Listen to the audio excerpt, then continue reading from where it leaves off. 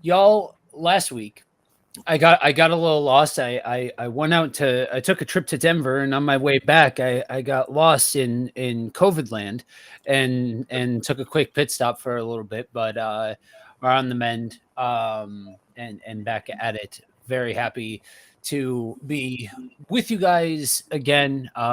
Thank you for the well wishes from you guys that reached out. I greatly appreciate it. Um, so the guys really held down the fort well. I just so happened to not be around on the week that they started talking about prophecy and all that sort of stuff. But jokes aside, it was a solid stream. Man, you guys really showed up in the comment section for that one, which was awesome to see. And so we are picking up where the guys left off last week, with the next installment of Days of Our Lives Patriarch edition, back in time, just in time for the family drama of the Patriarchs, where we are going to see a bit of a family reunion. And so, as we dig into the scriptures, just a quick reminder that we really greatly appreciate it when you share this thing around, because we do this for you. We dig into the scriptures. We are in the midst of demystifying the Old Testament, walking through the patriarchs, because we have seen a mighty need to help folks be able to approach this section of scripture well, and be able to do so without trepidation and all of that sort of stuff. So share with a friend. If there's somebody that is into this sort of thing, share it with them. Somebody who needs this sort of thing, share it with them. Just send out a random text message with the link to people. That's fine too. Whatever. And remember that the comment section is open. The gimmick down in the bottom.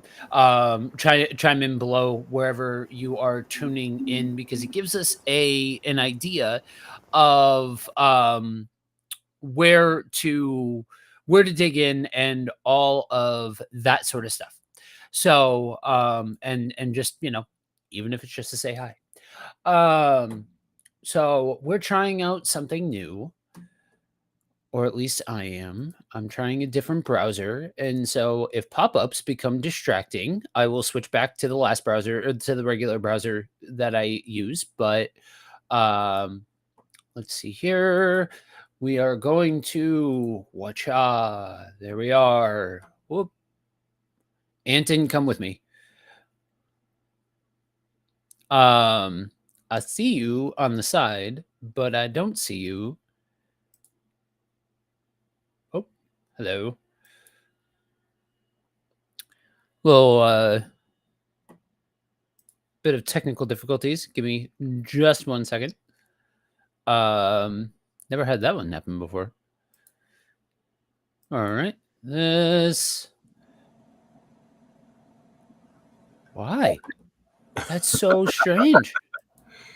Interesting. Yeah. Interesting is a word. Yeah. All right. Cool. There we go. We're not now we're not seeing anybody. All right, that's fine. So we are back at it again in Genesis. We are in Genesis 42, and we are going to be reading out of the ESV. If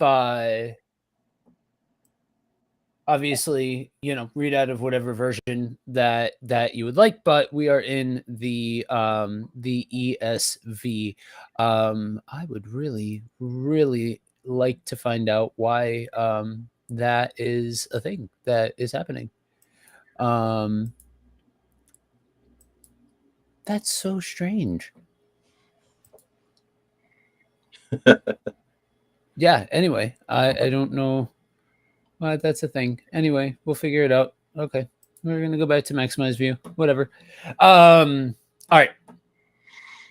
So, cracking into the text, we are in 42, starting at verse 1. When Jacob learned that there was grain for sale in Egypt, he said to his sons, "Why do you look at one another?" And he said, "Behold, I have heard that there is grain for sale in Egypt. Go down and buy grain for us there, that we may live and not die." So 10 of Joseph's brothers went down to buy grain in Egypt. But Jacob did not send Benjamin, Joseph's brother, with his brothers, for he feared that harm might happen to him. Thus, the sons of Israel came among the others who came for the famine in the land of Canaan. So, immediately, one of the things that I want to draw out here that I think is significant, and I'd love to get your 2 cents on, is does it seem like there's a bit of a role reversal that's happening here, where the last time that we saw something like this, there's like a juxtaposition taking place between this and when Joseph was young and his brothers being sent out and Joseph being held back. Yeah. Um, Actually, for me, there's a huge similarity because Benjamin, I believe Benjamin and Joseph are both the children of Rachel. Mhm. And so they're the youngest, and so there's a protective nature. It seems like that. Well, I'll say it's a favor. Right. That's that favoritism piece that comes up in a lot of families, and people struggle with it, right? They struggle with the idea that somehow a parent favors another child, especially parents, because parents don't, I guess they don't recognize it when they do that, Yeah. and when it happens, it's rough. In this case, I feel like there's no hiding this. No. The children of Rachel seem like they're being like sheltered and protected. You know, that's kind of the way I read it. So I think it's interesting. Yeah. So when in preparation for this, I wasn't sure this was a if this was as straightforward as the children of Rachel being the ones that were protected, or if this was like a youngest sort of thing. Because if do I have it correct that Benjamin, it would be the youngest now at this point? You are. I don't hear anything. I think I was muted. There we go. Okay. um, I don't actually know how to approach that.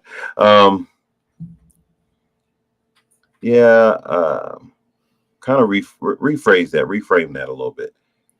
If it has more to do with the parentage of the specific children or the age of the specific children. Yeah, so I think it's a parentage. That's Right. from what we know and understand about Jacob and the way he doted on Right. Rachel. There's always this favoritism towards her and towards her children. Right. Yeah, I think that jumps off the page. Yeah. All right. So let's go ahead and crack back into it. Nope, we're still not even. Okay, cool. Awesome. There we go. All right. So, verse 6.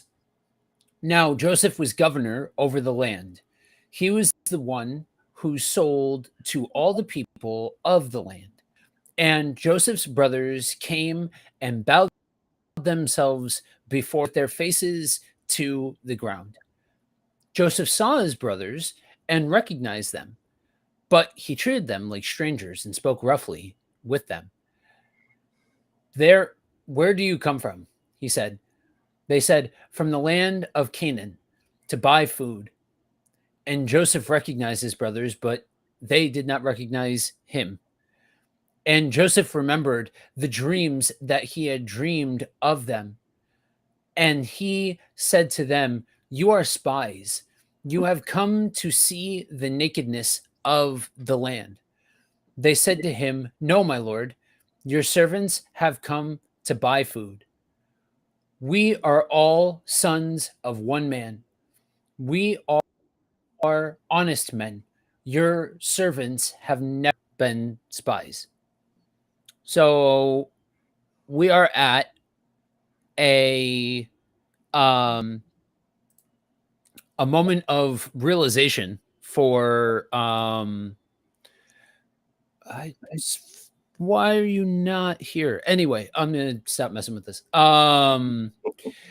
So we come to this moment of realization, or realization of what of the whole dream sequence where the brothers would be coming to Joseph, and Joseph is now the one in charge, but they don't recognize who he is. And I always found that interesting because they didn't recognize, like, I other than the fact of the many years that passed and everything, all of that sort of stuff, I've always wondered if there's more to be read into the fact that Joseph recognized them, but they didn't recognize him, other than just conjecture based on, like I said, time passed or whatever. Yeah, I would think, though, it is conjecture to an extent, but while he's in Egypt, right, he's an Egyptian. He probably has the garb on. He might even have the makeup on. He probably looks very different. He might have shaved his head. I don't know. He probably looks totally different because he's probably dressed and carrying himself as an Egyptian. And like you said, a lot of time has passed and they haven't seen him. So, when they last saw him, he was a kid, now he's a grown man. He's carrying himself different. He's looking like an Egyptian. He's talking like an Egyptian. And they're probably not even looking at him that close because of his position of power. So you're not going to be staring him in the face like, hey, do I know him? Right? You're going to be kind of glancing up. You're not really going to be looking at him, in fear of, angering, this powerful individual that, is probably has a different name, because he renamed him. I forgot the name, but he renamed him the interpreter, but he gave him an Egyptian name. So he doesn't have the same name. He's got servants. The entire environment, will create a picture that you're like, I don't know who this person is.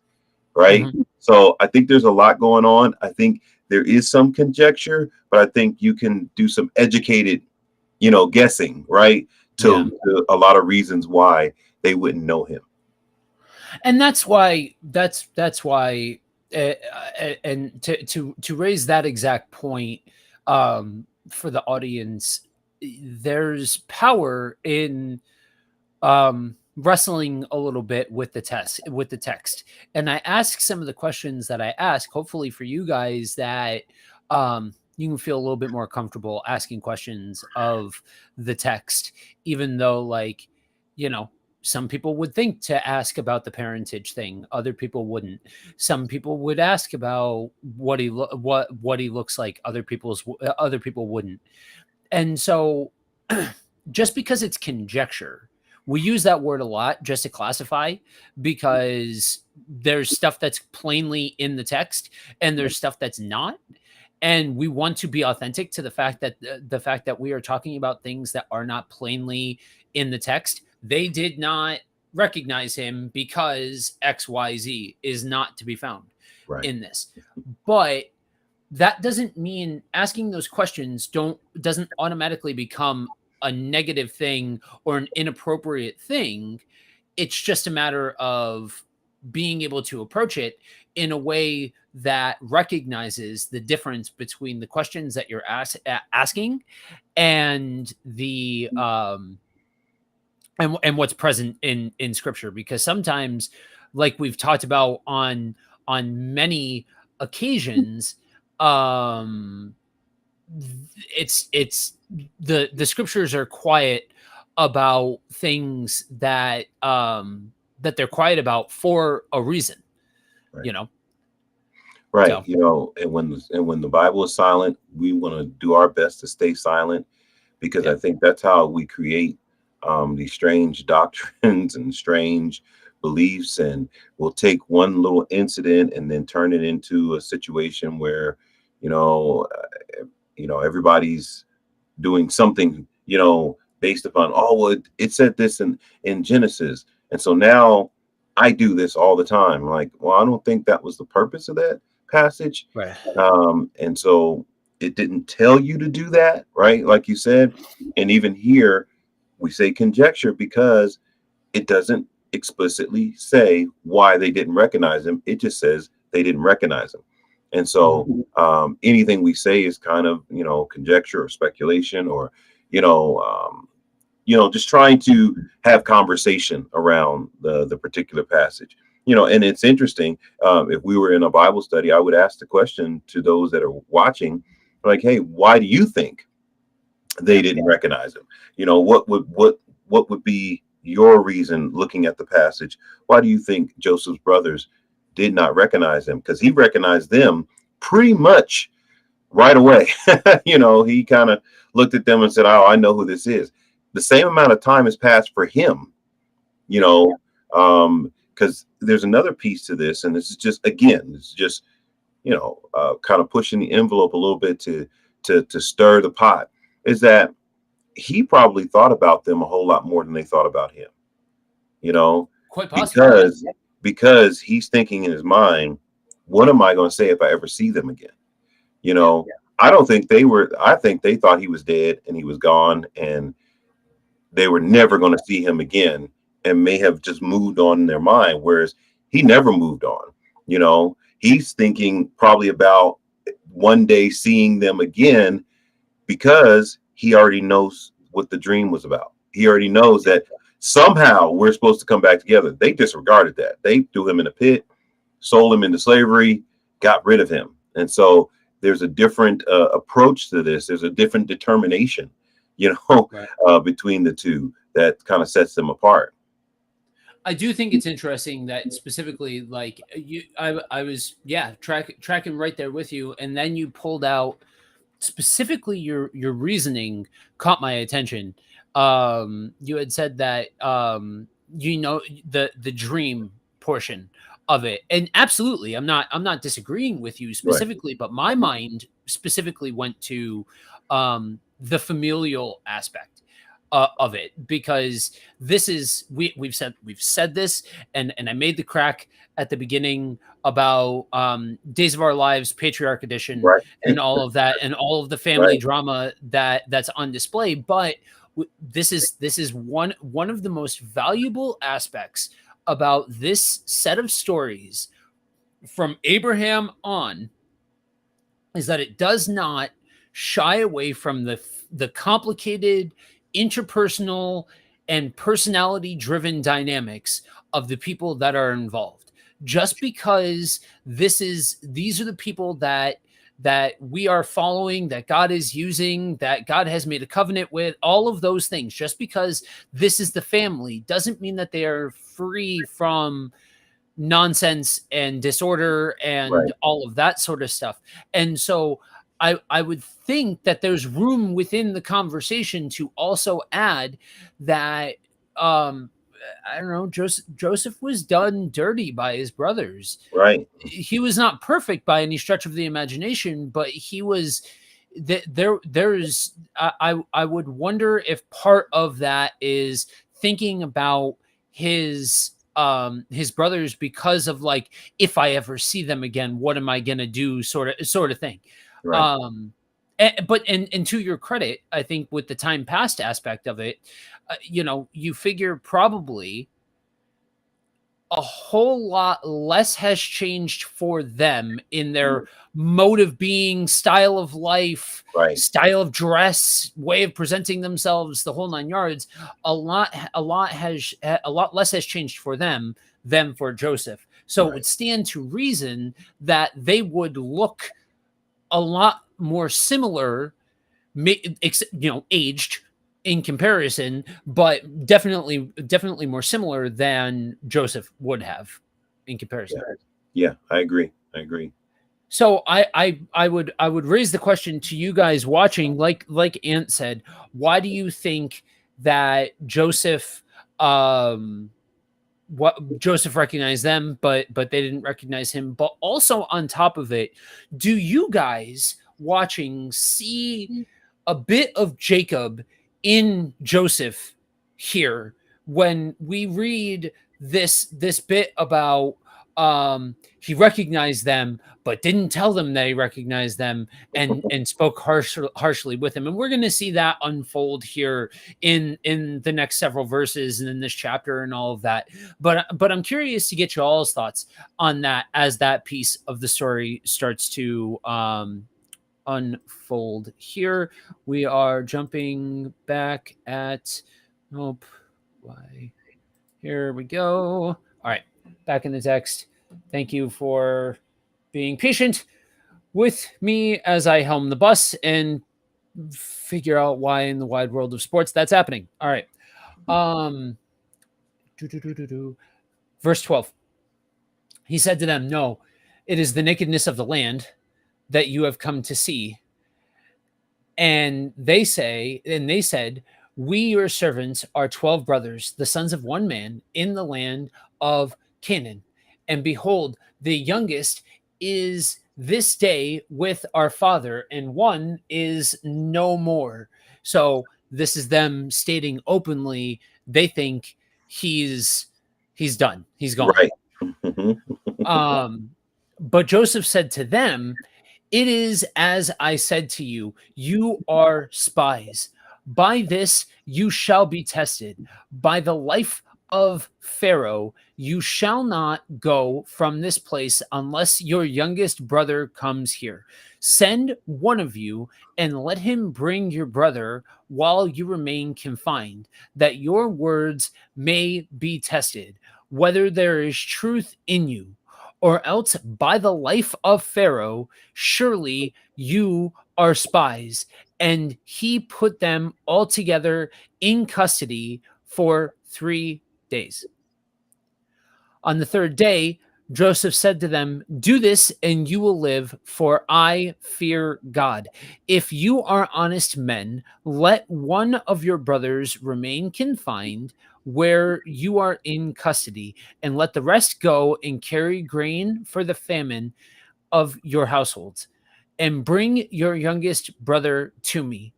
So your words will be verified, and you shall not die." And they did so. Then they said to one another, "In truth, we are guilty concerning our brother, in that we saw the distress of his soul when he begged us, and we did not listen. That is why this distress has come upon us." And Reuben answered them, "Did I not tell you not to sin against the boy? But you did not listen. So now there comes a reckoning for his blood." They did not know that Joseph understood them, for there was an interpreter between them. Then he turned away from them and wept. He returned to them and spoke to them, and he took Simeon from them and bound him before their eyes, and Joseph gave orders to fill their bags with grain and to replace every man's money in his sack and to give them provisions for the journey. This was done. So let's go ahead and pause there. So here's my question. Um, when do you why do you think it is that folks will read this and come out with the same posture and position towards God as these men had? Here's what I mean. Remember the context, guys, of where we're at in the biblical canon. This is pre-law. This is ancient history. This is an orated story that's been passed down from generation to generation among the Jewish people. This is not something that this is not even kind of close to New Testament. This isn't something that is steeped in historical evidence or anything like that. We are talking ancient history here. And so it's a different mode of being that these guys would think, oh, hey, we did this. This is what we did to our brother. And thus, this is what's happening to us.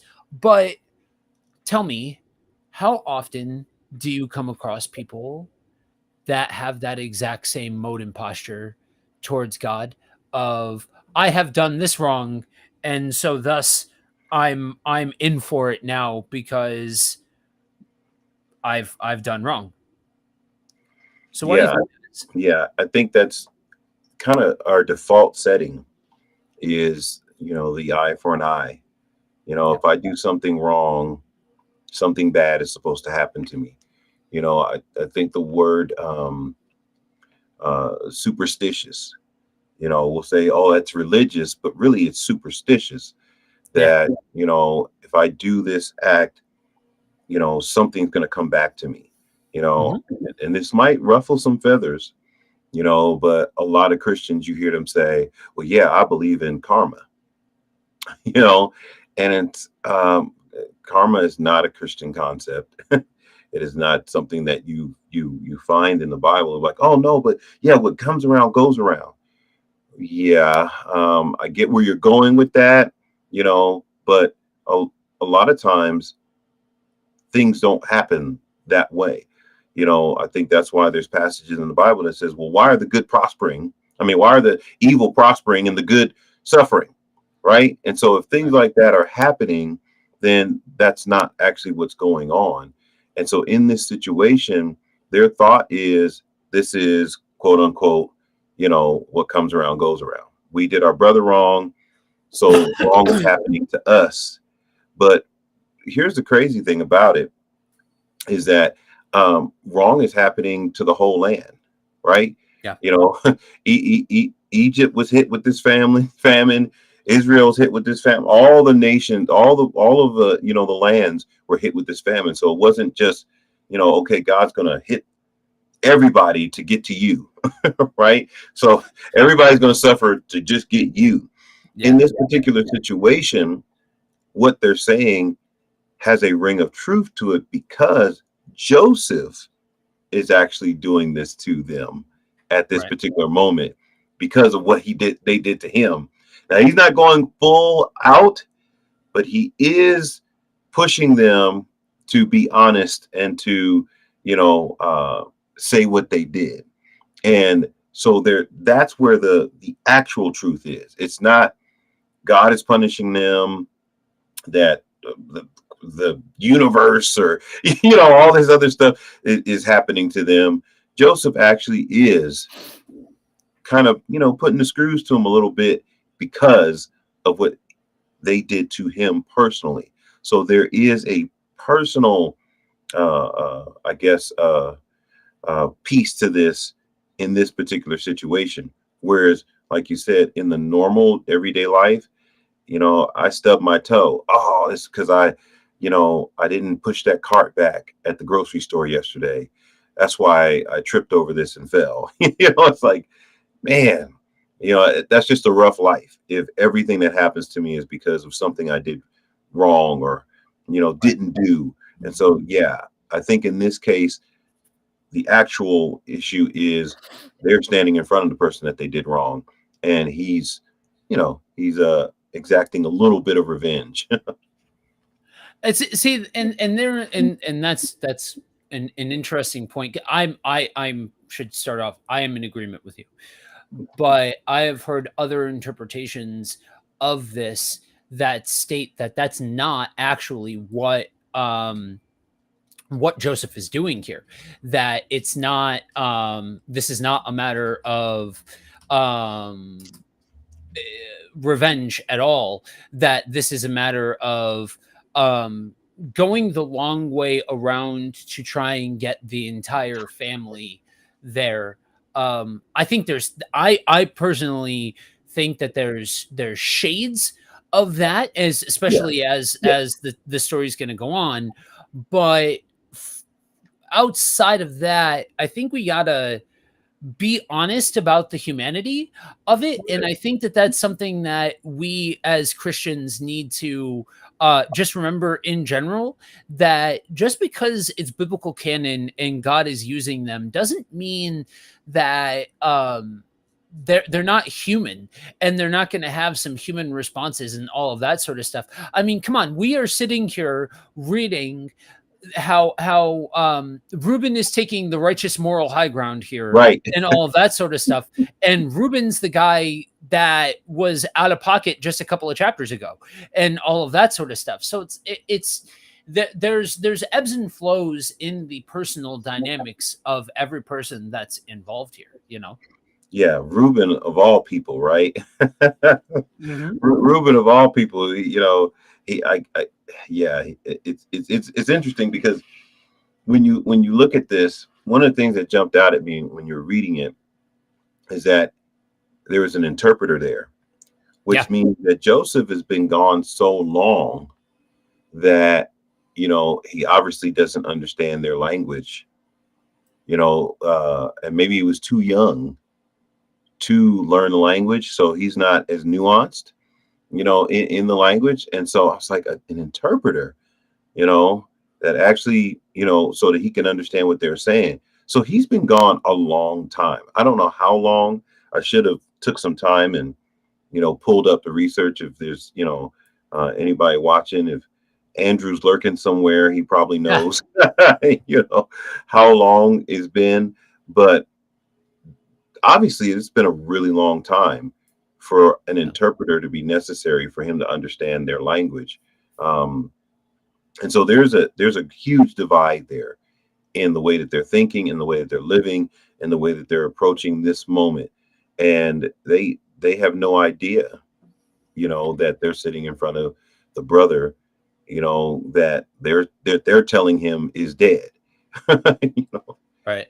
So, do you think that the interpreter was there for like universally, like for because everybody from all of these different lands Right. were coming, That's what I but was.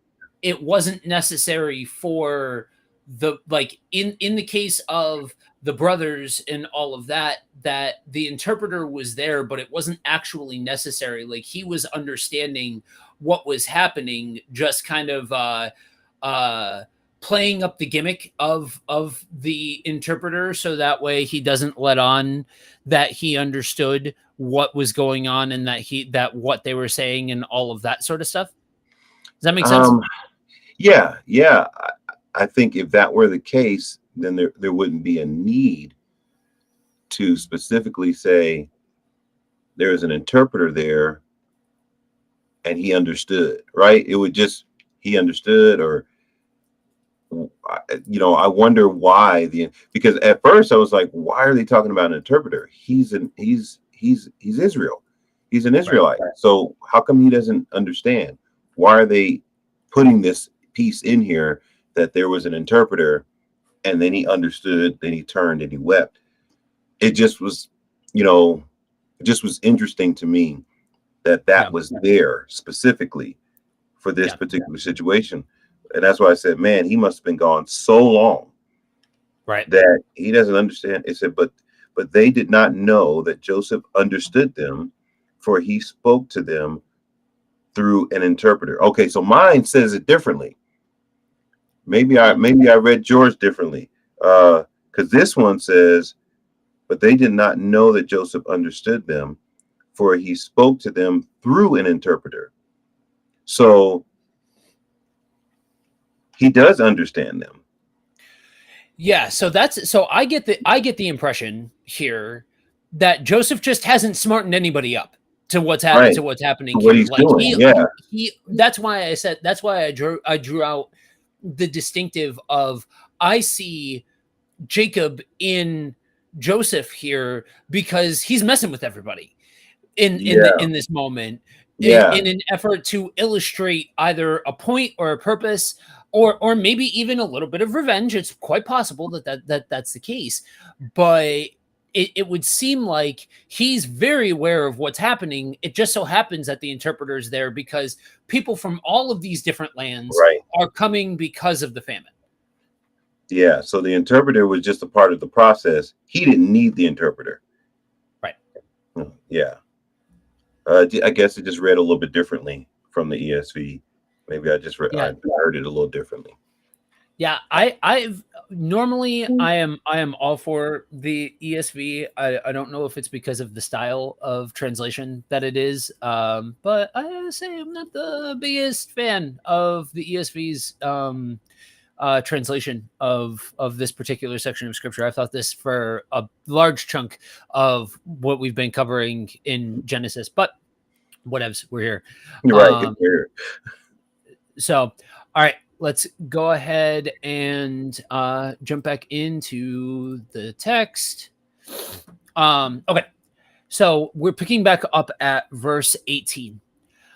On the third day, Joseph said to them, "Do this, and you will live." For did I read this? Yes, you're all the way down 26. 26. Okay. Then they loaded their donkeys with their grain and departed. And as one of them opened his sack and to give his donkey fodder at the lodging place, he saw his money in the mouth of his sack. He said to his brothers, "My money has been put back. Here it is in the mouth of my sack." At this, their hearts failed them, and they turned trembling to one another, saying, "What is this that God has done to us?" When they came to Jacob, their father, in the land of Canaan, they told them all that had happened to them, saying, "The man, the Lord of the land, spoke roughly to us and took us to be spies of the land. But we said to him, 'We are honest men. We have never been spies. We are 12 brothers, sons of our father. One is no more, and the youngest is this day with our father in the land of Canaan.' Then the man, the Lord of the land, said to us, 'By this I shall know that you are honest men. Leave one of your brothers with me and take grain for the famine of your households and go your way. Bring your youngest brother to me. Then I shall know that you are not spies, but honest men, and I will deliver your brothers to you, and you shall trade in the land.' As they emptied their sacks, behold, every man's bundle of money was in his sack. And when they and their fathers saw their bundles of money, they were afraid. And Jacob their father said to them, 'You have bereaved me of my children. Joseph is no more, and Simeon is no more, and now you would take Benjamin? All this has come against me.' Then Reuben said to his father, 'Kill my two sons, if I do not bring him back to you.'" Okay, yes, I did read that correctly. But put him in my hands, and I will bring him back to you. But he said, "My son shall not go down with you, for His brother is dead, and he is the only one left. If harm should come upon him on the journey that you are to make, you would bring down my gray hairs with sorrow to Sheol. So I think your hypothesis has been has been proven that this has more to do with parentage than with anything else. Do you think spies were a big problem in the land? Like we keep hearing this reference, and Yeah. obviously nobody bats an eye when he starts accusing people of being spies and all of that sort of stuff. So that would dictate that spies were a commonplace in the land. Yeah.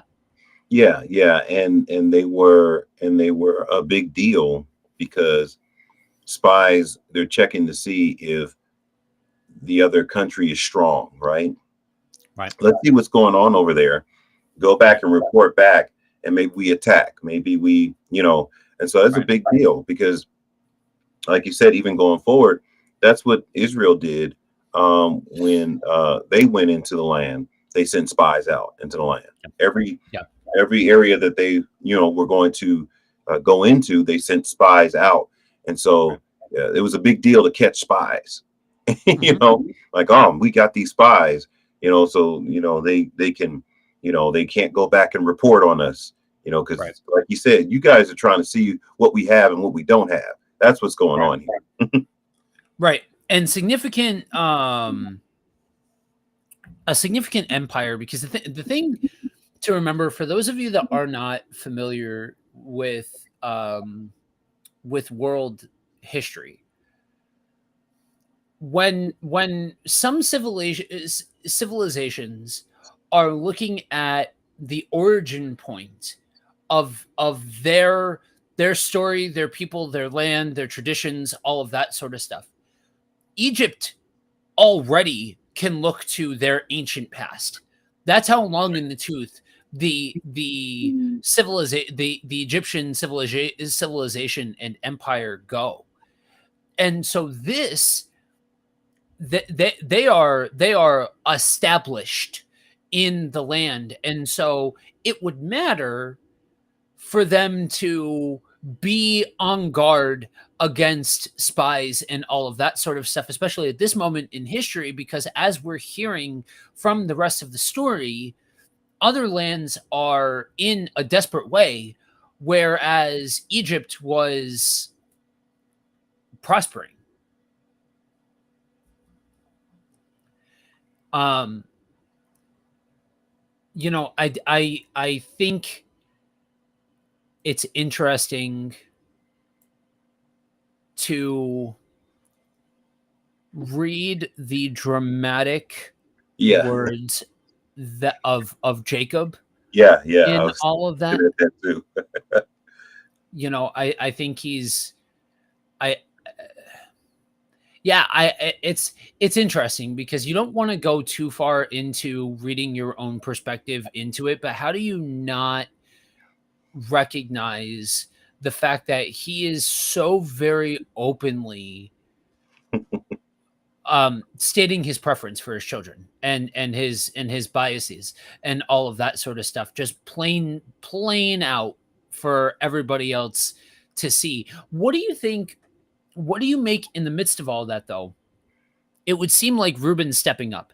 Do you think it's just a maturity thing that's happening there? That it's just like he's becoming older, he's like stepping up sort of deal, or do you think he's trying to make recompense for what has happened?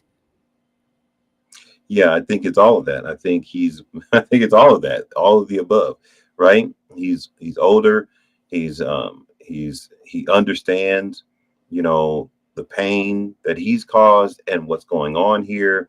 And as an older brother, feels compelled that, what? I gotta take care of this. I gotta step up. I gotta step to Yeah. the plate and get something done.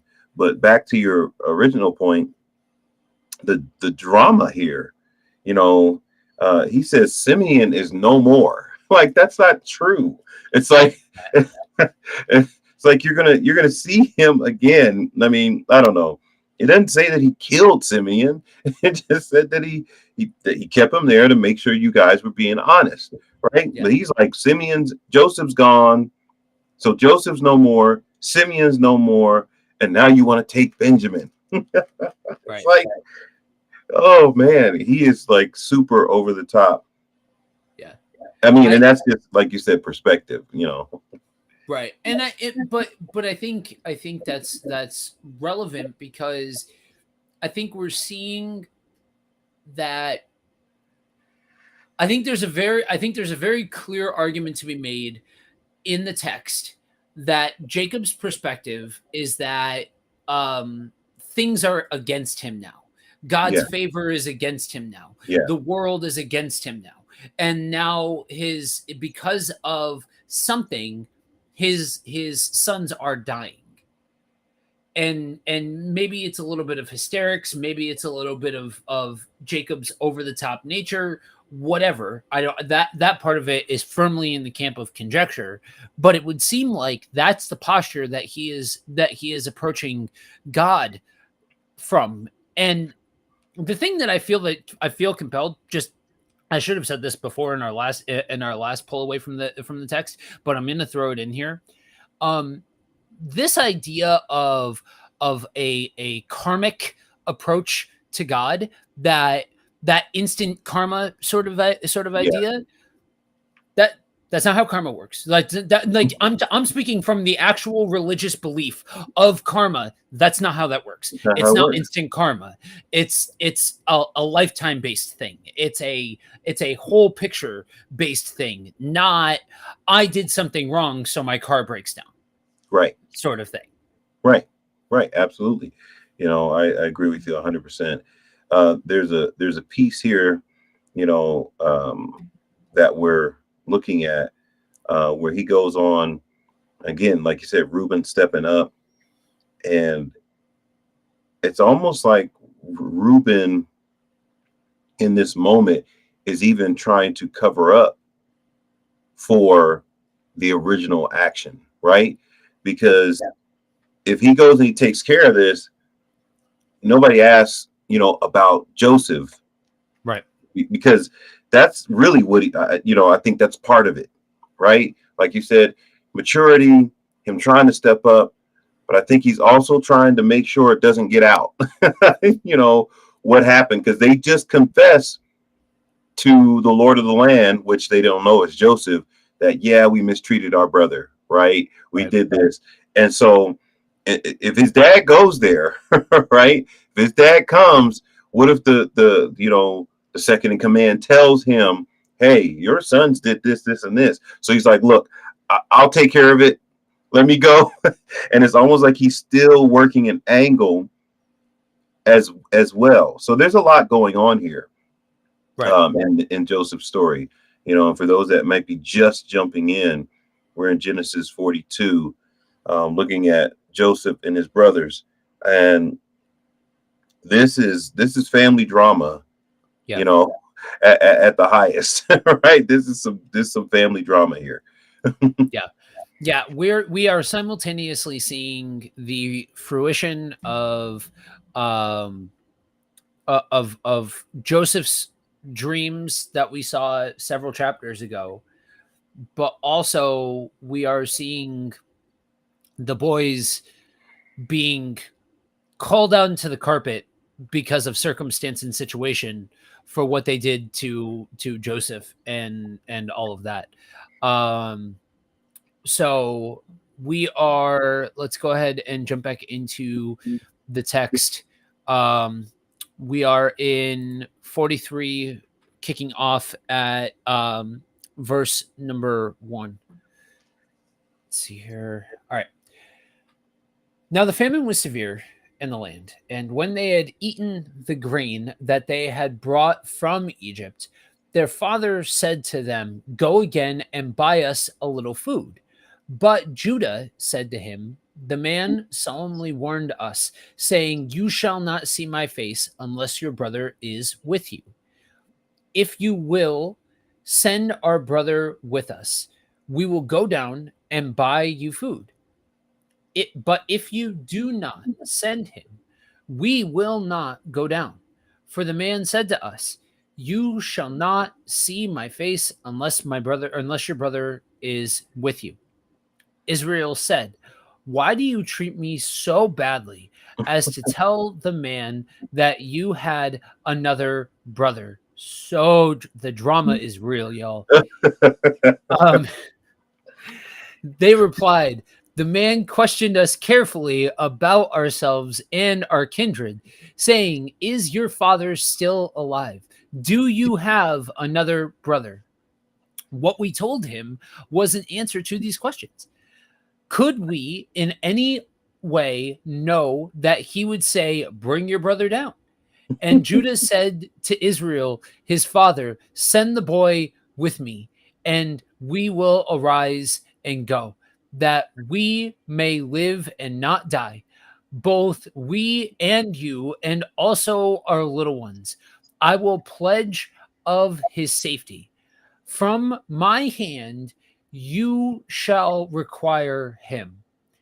If I do not bring him back to you and set him before you, then let me bear the blame forever. So now, for those keeping track at home, that's two brothers who have taken up responsibility of woe to me if this doesn't happen right. So that's two brothers that have done this now. If we had not delayed, we would now have returned twice. Then their father Israel said to them, if it must be so, then do this. Take some of the choice fruits of the land in your bags and carry a present down to the man, a little balm and a little honey, gum, myrrh, pistachio nuts, and almonds. Take double the money with you. Carry back with you the money that was returned in the mouth of your sacks. Perhaps it was an oversight. Take also your brother and arise and go again to the man. May God Almighty grant you mercy before the man, and may he send back your other brother and Benjamin. And as for me, if I am bereaved of my children, I am bereaved. So hopefully they come back. Right. Like, I mean, just being honest of what the text says. Yeah. So it's there's a lot. there's a lot there. So I think one of the things that I want to draw out, and I think is important to draw out when reading this, and really I think this is true of several points of the text, that when we read a story, oftentimes we will read the story as plot progression A, B, C, D, this exact thing happened, and then this exact thing happened moments later, and then this exact thing happened moments later, and all of that sort of stuff. I think that's part of where we where we get confused, or we end up running into trouble or something like that with the Old Testament, because we don't we can't read the text in that linear fashion. We need to realize that there is room in there for some time jumps and all of that sort of stuff. Yeah. Especially in this situation, there's, we don't know how long, because once he said no, Joseph is gone, Simeon's gone, you want to take Benjamin, it goes into chapter 43.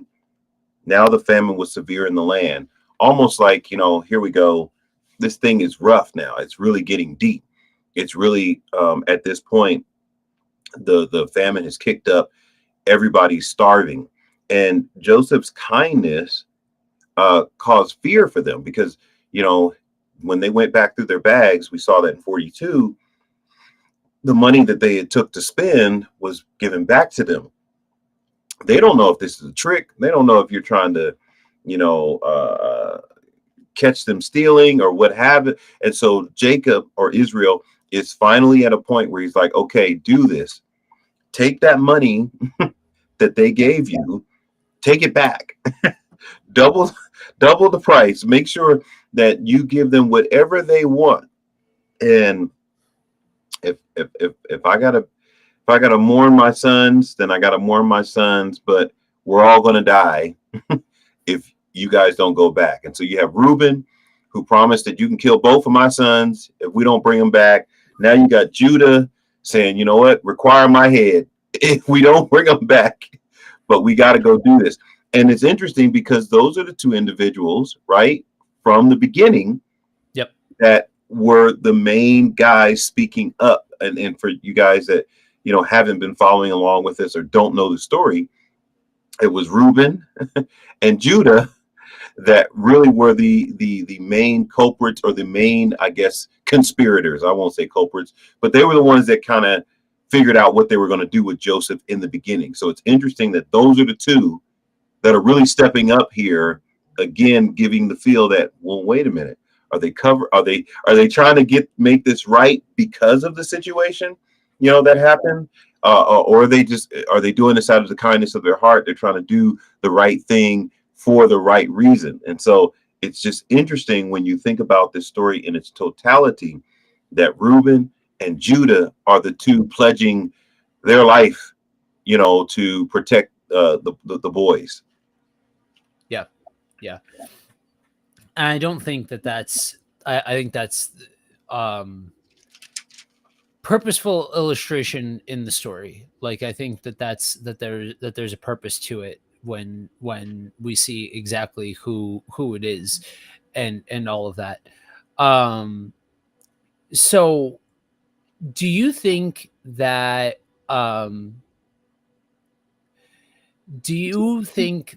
at this point Jacob is just being dramatic, or do you think he actually thinks that folks like that his brothers are dead, or his sons are dead? I think he's preparing himself for the worst. You know, the old saying, you know, you hope for the best, but you prepare for the worst. And I think because of, you know, how long when Joseph disappeared, he's prepared for the worst. He's like, look, I think I've lost another son, and I'm probably going to lose this son. So I've got to prepare myself to go through this. And then you got to think, Joseph's done a lot of shady stuff in his life, right? Yeah. So what if, and again, this is not in the text, this is just conversational. This is just me talking or thinking out loud, right? What if he's thinking, well, man, I kind of deserve for this to happen to me because of the stuff that I've done in my life. Right. Did you mean Jacob has done a lot of shitty stuff? Yeah, Jacob. Sorry, Jacob. Yes. Yes, Jacob. We have a chat here, a comment from Franco. I feel Joseph's pains, because brothers could be cold-blooded haters, especially when they see you and know God has given you a different focus, which is on God, and they may never come to terms with kindness and respect. Yeah, I think, you know, some people have experienced this, and obviously, you know, Michael, you've experienced, you know, some of this, you know, and so I think there's a lot in this story that if we kind of allow ourselves to, you know, be open about it, there's a lot of pain throughout this story. We've been going through a lot of painful things throughout these chapters, and you know, to be, you know, rejected and betrayed by people who are supposed to love you, because maybe God has said something, you know, about your life, is a tough thing. And so, yeah, that's pretty heavy. Yeah. I think this goes back to I think this goes back to this idea that we can benefit when we take the time to um, take in the story of it rather than trying to nitpick every single portion of it out, especially in this section where this is not steeped in historicity, that it's rife for multiple interpretations. There are some people that think that all of this is allegorical and that Right, Joseph never actually existed and right. all of that sort of stuff. So when when approaching this story, I personally am of the opinion that this is one of the sections of scripture that are the most beautiful when we take time to allow for those story beats, because even though this isn't as straightforward as, oh, Michael, your brothers sold you into slavery and whatever and whatever, Right. that, but we can still relate with um sibling pain, Yeah. or a parent that's showing favor, Mhm. or people that are supposed to love us betraying us, and how Yeah. we work with that and all of that sort of stuff. I think there's an in between spot of not reading ourselves as Joseph, because Right. that's mishandling the text.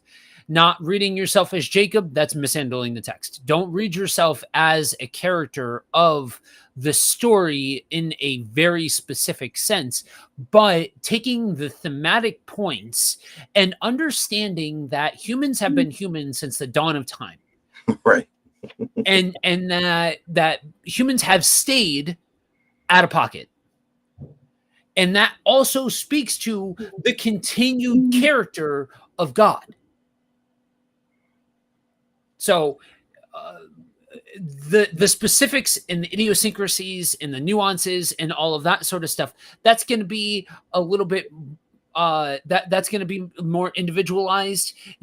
I'm sure there's deeper points to your story or to their story or that story or whatever that Mhm. you could dig into, but it's that overarching concept of humans are humans, and how do we handle that, how do we work with that, what do we do with that, let's be honest about that.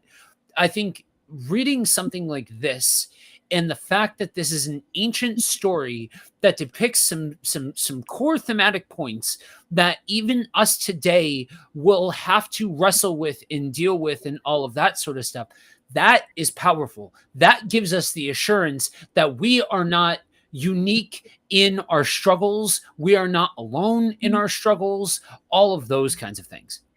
Yeah, and how Joseph deals with Yeah. this pain Yeah. is very interesting. You know, it's even in his pain, you see the humanity of it. You see him wanting to get them to a place where they admit they're wrong and that they show some remorse. And in doing that, he shows kindness, he shows mercy, he shows, as Franco put, the kindness and respect that he wasn't given. He shows that to them. You know, um, he gives them the money back.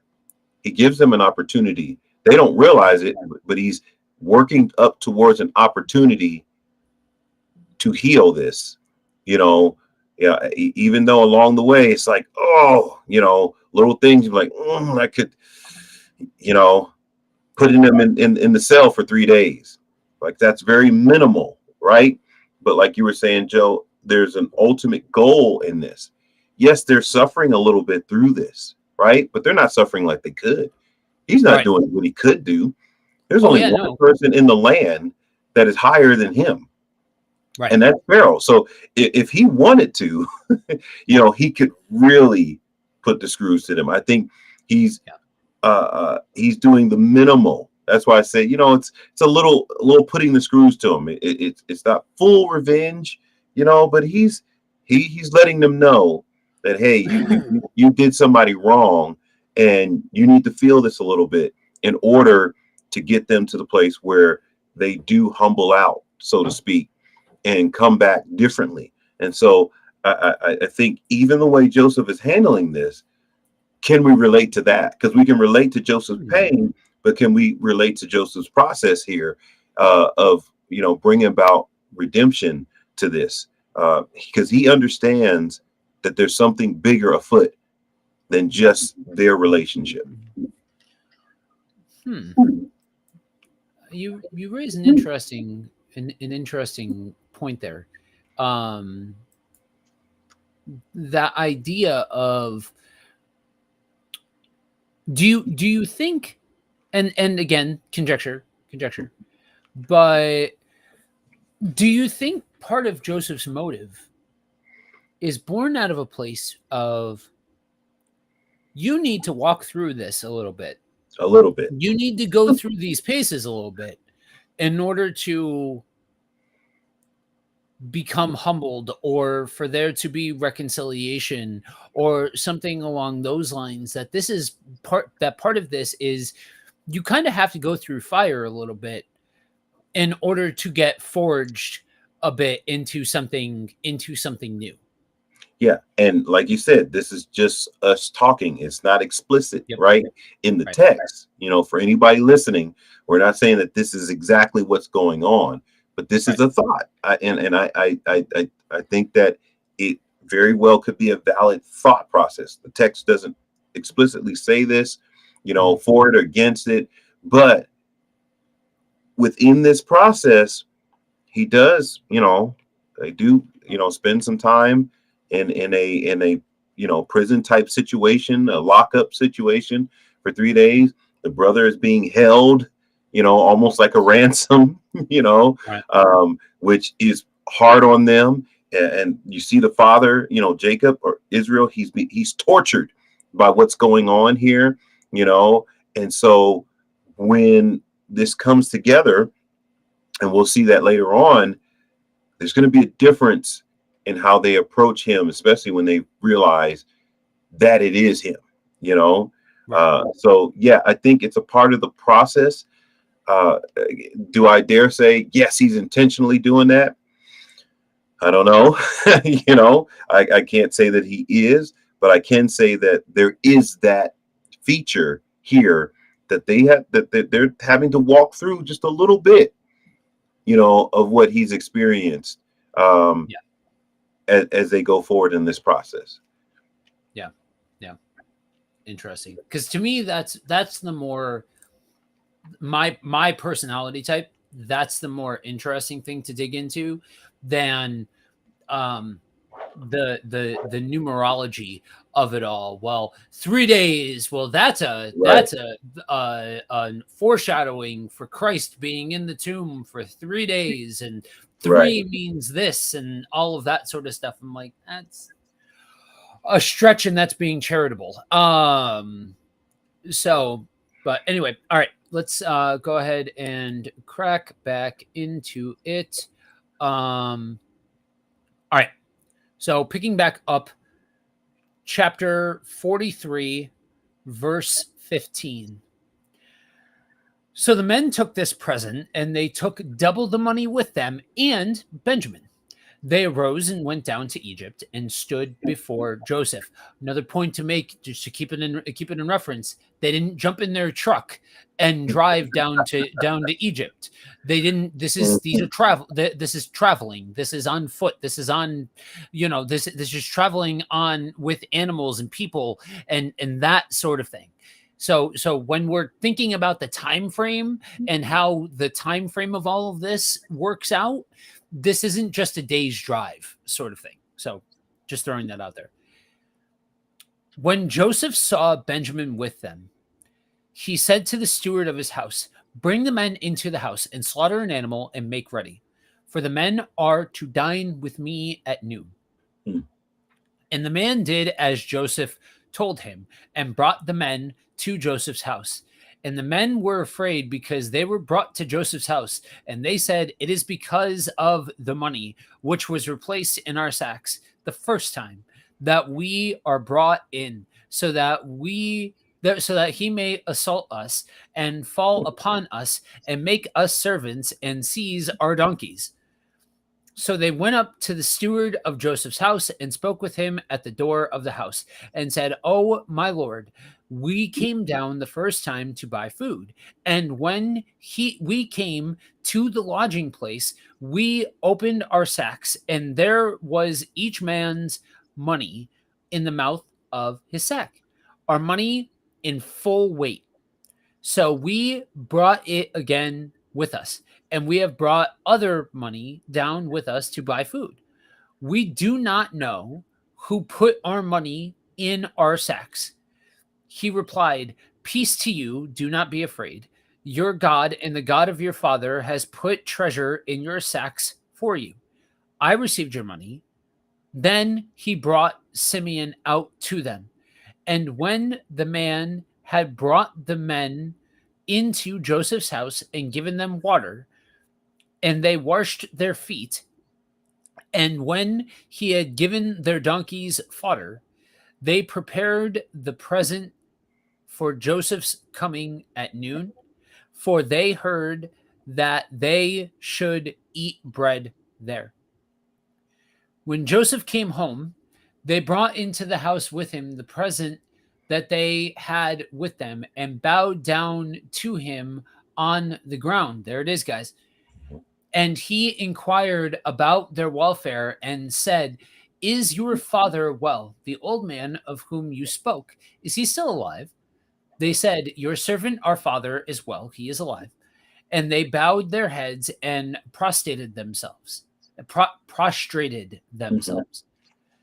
And he lifted up his eyes and saw his brother Benjamin, his mother's son, and said, Is this your youngest brother of whom you spoke to me? God be gracious to you, my son." Then Joseph hurried out, for his compassion grew warm for his brother, and he sought a place to weep. And he entered his chamber and wept there. Then he washed his face and came out, and controlling himself, he said, "Serve the food." They served him by himself, and them by themselves, and the Egyptians who ate with him by themselves, because the Egyptians could not eat with the Hebrews, for that is an abomination to the Egyptians. And they sat before him, the firstborn according to his birthright, and the youngest according to his youth. And the men looked at one another in amazement. Portions were taken to them from Joseph's table, but Benjamin's portion was 5 times as much as theirs, and they drank and were merry with him. So, you know, with all of this, one of the things that I think, there's a couple of things that stand out when considering this. I think it's interesting how, the way that Joseph is being portrayed here is very attuned with his emotions. Mhm. You know what I mean? Like, Yeah. very open to this idea of, I am this is a man that realizes the gravity of the situation and isn't afraid to show the emotion of the moment. Yeah. He's totally overwhelmed with this moment because it's something that, number one, um, is, starting to fulfill the dream. Right. But number two, something that most likely he thought could never happen because of all that he had been through. Right. When you think about his road here, to be sitting here in this position, to be seeing his mother's son, his youngest his youngest brother, right? And to be there with all the brothers, and to know that his father is alive and okay, and it's like but not giving himself away. Right. This moment is um, incredibly emotional for him Yep. because, in all actuality, there had to be moments and times. And again, this is conjecture, right? The text doesn't record any of this, but just thinking, there had to be times where he thought that this would never happen, that he would never see them again, that they would never come back together again, and that what had been done to him, and it's interesting because you would think this would be the moment where he spring the trap, right? I got them all here because they're thinking it, right? It's interesting when you know that you've done, this stuff. You're thinking, man, that the shoe's going to drop. This is it Yep. right here. This is the big moment. This is the big reveal to my ultimate demise, right? And it's not happening. Right. As a matter of fact, it's just the opposite. You're being shown kindness and Yeah. favor and love, and you're being taken care of.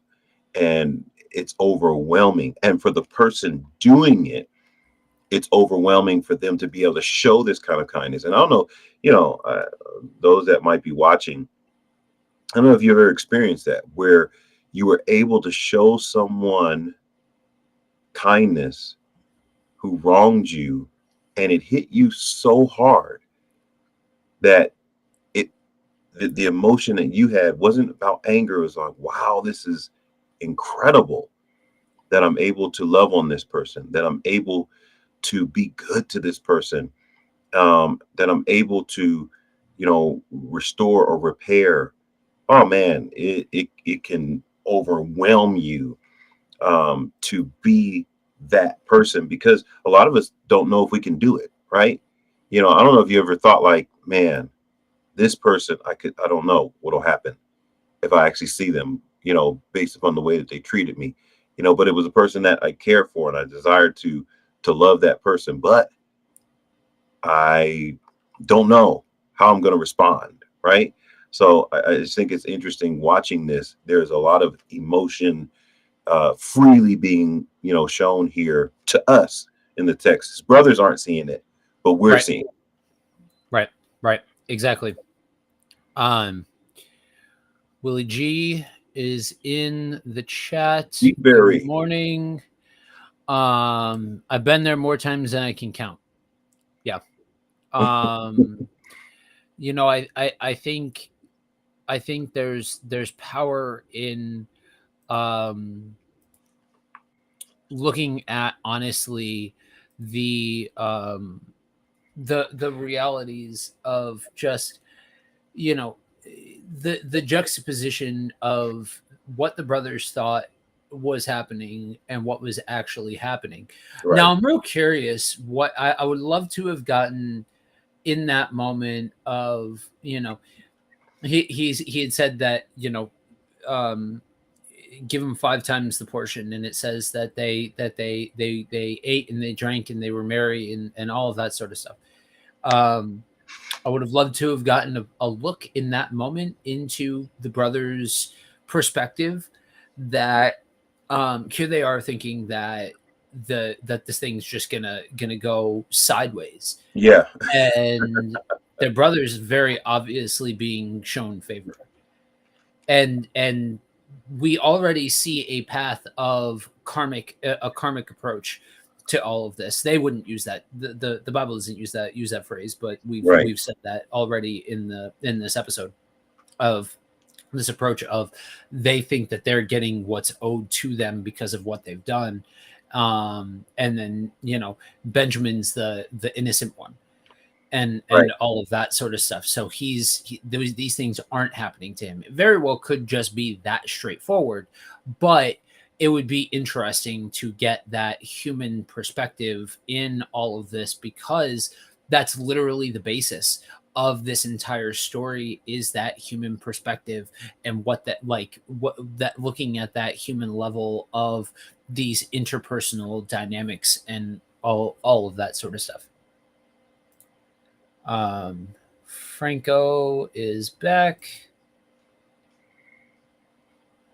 The brothers sold him out intentionally, intentionally lying, hoping that separation was meant to be permanent. And even in Joseph's anger or sadness, he gave from his heart, his life, and energy. To be a man of mercy takes humility and not feeling like an idiot. Mm. Yeah, yeah. Yeah. I mean, it. You're not wrong. It does take humility to have to be merciful in that moment where the human side says, stone him, do it, like throw him in jail, do whatever. Especially because, like, just taking the perspective of this moment, this is a guy who has, sometimes I think the unspoken aspect of all of this is there's a powerlessness Right. that can be felt, that I don't have the means to be able to do this. That's why I don't do this. Right. This is a guy who can do all of this and more. Right. He could set these guys up to be spies. He could set these guys up to be enemies of the land, and the whole 9 yards. And next thing you know, all the brothers are dead without a second thought. But that's not what we see. And even if he is putting the screws to him a little bit, even if he is messing with them a little bit, even if he is, doing these things either from if there's any, even if there is any part of him that is doing this as a needling a bit back, there's still this, that when push comes to shove, this posture of making sure that you have what you need, like Yeah. not charging them for the food, Right. giving them provisions for the trip back, and all of those kinds of things. And this is part of why it's so important when we talk about demystifying the Old Testament. This concept of, do not fall into the trap of conceiving of Old Testament God in parallel to New Testament Jesus, or in opposition to New Testament Jesus, or trying to derive some kind of narrative that says that things, like God was harsh and angry and all of those kinds of things, and like this was the way of doing things back then, that was merciless and all of that sort of stuff, and that there was a different image of what it meant to live by God's best in the Old Testament, in relation to the Sermon on the Mount, in relation to the teachings of Jesus and all of that sort of stuff. Because right here, right now, flawed, imperfect, through the lens of humanity, we are seeing a depiction of what mercy looks like, Mhm. and what love looks like. Yeah. Yeah. And as you're viewing this, I think it challenges us. Right. You know, it challenges us to say, do we have the ability to forgive? Mhm. Because they did to Joseph, man, they did him dirty. To use a modern terminology, they did him Yeah. pretty dirty. And his the level of how bad they did him, he's meeting that level with kindness. Yeah. It's like, to the amount that they did him wrong, he's doing them right. And I think it's powerful because, that's what this story is really about. This story is not about, started from the bottom, now I'm here. Right. It's No. not what this is about. This is about, he understands that this is the plan of God. And Yeah. we'll see that at the very end of the story. But he understands that this is bigger than me. And so Joseph has maintained a level of humility and servitude and character throughout this process that is amazing. Yeah. But he's shown fear, he's shown hurt, He's shown emotion. It's like, okay, so he hasn't been Superman. He hasn't been the Man of Steel through this, Yeah. right? He has been human, and I Yeah. love the human aspect of this. You know, if this was depicted in a movie, right? Because this, like, I mean, really depicted to the point where you got to really see his emotion.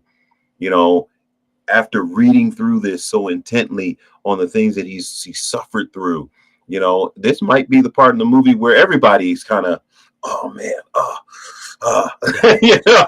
everybody might be taken to that particular point, you know, if written well. And so I think at this point,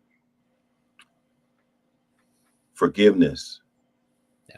redemption, Yeah. love, kindness, meekness, gentleness. So all, the fruit of the spirit, even though that's not, present in this text, you see all of those things happening here through Right. Joseph. He's giving an incredible example, a high example. He's setting the bar high for all of us, that, man, this is how, we don't avenge ourselves, but Right. we give place to wrath. We say, Lord, if you're going to you avenge them, but I'm going to, if my enemy hungers, I'm going to feed them. If they're thirsty, I'm going to give them to drink. Right. I'm going to take care of them. And like you said, this last thing, Franco talked about not feeling like an idiot. Yeah. He could have easily felt used, right? Yeah. Used and abused, but he doesn't feel that way. No. He feels like he's doing the right thing. And, I pray that our hearts would be shaped in that way from reading this story. Yeah. Yeah. Yeah. For sure. I think that I think all of these points that are coming out, and I appreciate you, Franco, for saying what you said this morning Yeah. to make sure that we take the pit stop to say that this is the power of reading the story. This is the power of taking in the story rather than trying to pull and chop up and grab every single solitary. What does Right. this mean? What does that mean? What does this mean? What does that mean? But taking the big picture perspective, these are the kinds of things that you can see very clearly in the text. So appreciate you, Franco. All right, let's go ahead and crack back into it. We are kicking off chapter 44, and we are starting off with verse 1. And again, we're reading out of the ESV here, but if you did not catch it earlier, there was a difference in translation where a point came out of. So feel free to come with whatever translation that you've got. All right. Then he commanded the steward of his house, fill the men's sacks with food, as much as they can carry, and put each man's money in the mouth of the sack, and put my cup, the silver cup, in the mouth of the sack of the youngest, with his money for the grain. And he did as Joseph told him. As soon as morning was light, the men were sent away with their donkeys. They had gone only a short distance from the city. Now, Joseph said to his steward, Up, follow after the men, and when you overtake them, say to them, Why have you repaid evil for good? Hmm. Is it not from this that my Lord drinks, and by this that he practices divination? You have done evil in doing this. Then he overtook them, and he spoke with them these words. They said to him, Why does my Lord speak such words as these? Far be it from your servants to do such a thing. Behold, the money we have found in the mouths of our sacks, and we brought back to you from the land of Canaan. How then could we steal silver or gold from your Lord's house? Whichever your servants is found with it shall die. and we also will be your Lord's servants. He said, let it be as you say. He who is found with it shall be my servant, and the rest of you shall be innocent. Then each man quickly lowered his sack to the ground, and each man opened his sack. And he searched, and beginning with the eldest and ending with the youngest. And the cup was found in Benjamin's sack. Then they tore their clothes, and every man loaded his donkey, and they returned to the city. So Joseph kind of set him up here. Then Judah and his brothers came to Joseph's house. He was still there. They fell before him to the ground. Joseph said to them, what deed is this that you have done? Do you not know that a man like me can indeed practice divination? And Judah said, what shall we say to my Lord? What shall we speak? Or how can we clear ourselves? God has found out the guilt of your servants. Behold, we are my Lord's servants. Both we and he also, in whose hand the cup has been found. But he said, far be it from me that I should do so. Only the man whose hand the cup was found shall be my servant. But as for you, go up in peace to your father. Then Jacob went up to him and said, O my Lord, please let your servant speak a word in my Lord's ears, and let not your anger burn against your servant, for you are like Pharaoh himself. My Lord asked his servants, saying, have you a father or a brother? And we said to my Lord, we have a father, an old man, and a young brother, the child of his old age. His brother is dead, and he alone is left of his mother's children, and his father loves him. Then you said to your servants, bring him down to me, that I may set my eyes on him. We said to my Lord, the boy cannot leave his father, for if he should leave his father would die. Apparently the dramatics are hereditary. Then you said to your servants, unless your youngest brother comes down to you, you shall not see my face. Then we went back to your servant, my father. We told him the words of my Lord. And when our father said, go again, buy us a little food, we said, we cannot go down. If our youngest brother goes with us, then we will go down. For we cannot see the man's face unless our youngest brother is with us. Then your servant, my father, said to us, you know that my wife bore me 2 sons. One left me, and one said, surely he has been torn to pieces. And I have never seen him since. If you take this one also from me, and harm happens to him, you will bring down my gray hairs in evil to Sheol. Now, therefore, as soon as I come to your servant, my father, and the boy is not with us, then as his life is bound up in the boy's life, as soon as he sees the boy is not with us, he will die. And your servants will bring down the gray hairs of your servant, our father, with sorrow to Sheol. For your servant became a pledge of safety for the boy to my father, saying, if I do not bring him back to you, then I shall bear the blame before my father all my life. Now, therefore, please let your servant remain instead of the boy as a servant to my Lord, and let the boy go back with his brothers. And how can I go back to my father if the boy is not with me? I fear to see the evil that would find my father. So essentially a recap. Essentially, we get everything that has happened in light now of the fact that Joseph has set up this situation that it now, looks like the brothers have stolen from him. You know what I mean? So what do you make of now Joseph turning around and doing this? Well, I think this is where the plot, kind of thickens, where this is his way of getting his father Yeah. to come see him, right? And like, okay, all this time he hasn't come, but I know the thread to pull.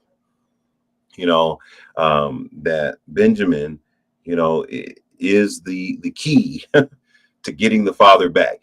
He's going to have to come now, Right. because if I take Benjamin, and they're pleading, they're like, please don't do this. Out of Yeah. all of us, don't take him. If there's anyone, my father, he's going to die. He's going to just Mhm. keel over. He'll never make it. He'll be no more good. And so I think it's interesting, that this is the one. Like you said, the drama is hereditary. It's been Yeah. passed on. Everybody's got it. Everybody's learned that these two boys, and now this one, he's the only one left. If he goes, this thing is sunk. This thing is over with.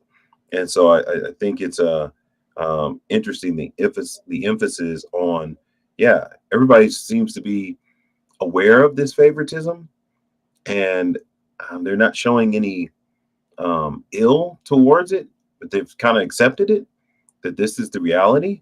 So I think that is interesting. Yeah.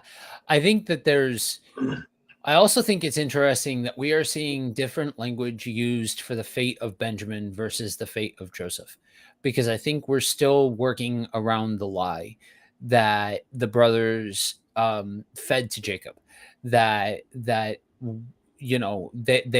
very clearly said to him that he's been killed, and let him believe that he has been killed, Right. and all that. And so I think the brothers are being very exact now in language, and I get the vibe, and I'm curious to get your 2 cents, because again, I think this is probably conjecture, but from a little bit more of an educated stance, it would seem like the brothers have almost accepted their fate. Like Judah, on behalf of his brothers, have accepted their fate of this is because of what we have done, because we sold our brother into slavery, and everything that we have done.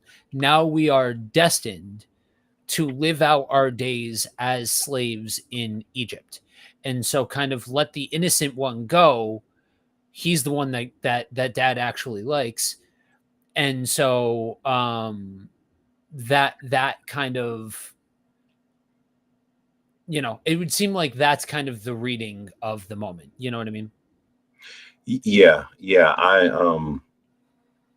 Yeah, and it's hard, because it's like, when you look at this situation, it almost is like a baiting. Like, he didn't say, I'm getting ready to uh kill him, or they're saying this. They're saying, like, oh my God, what's getting ready to happen?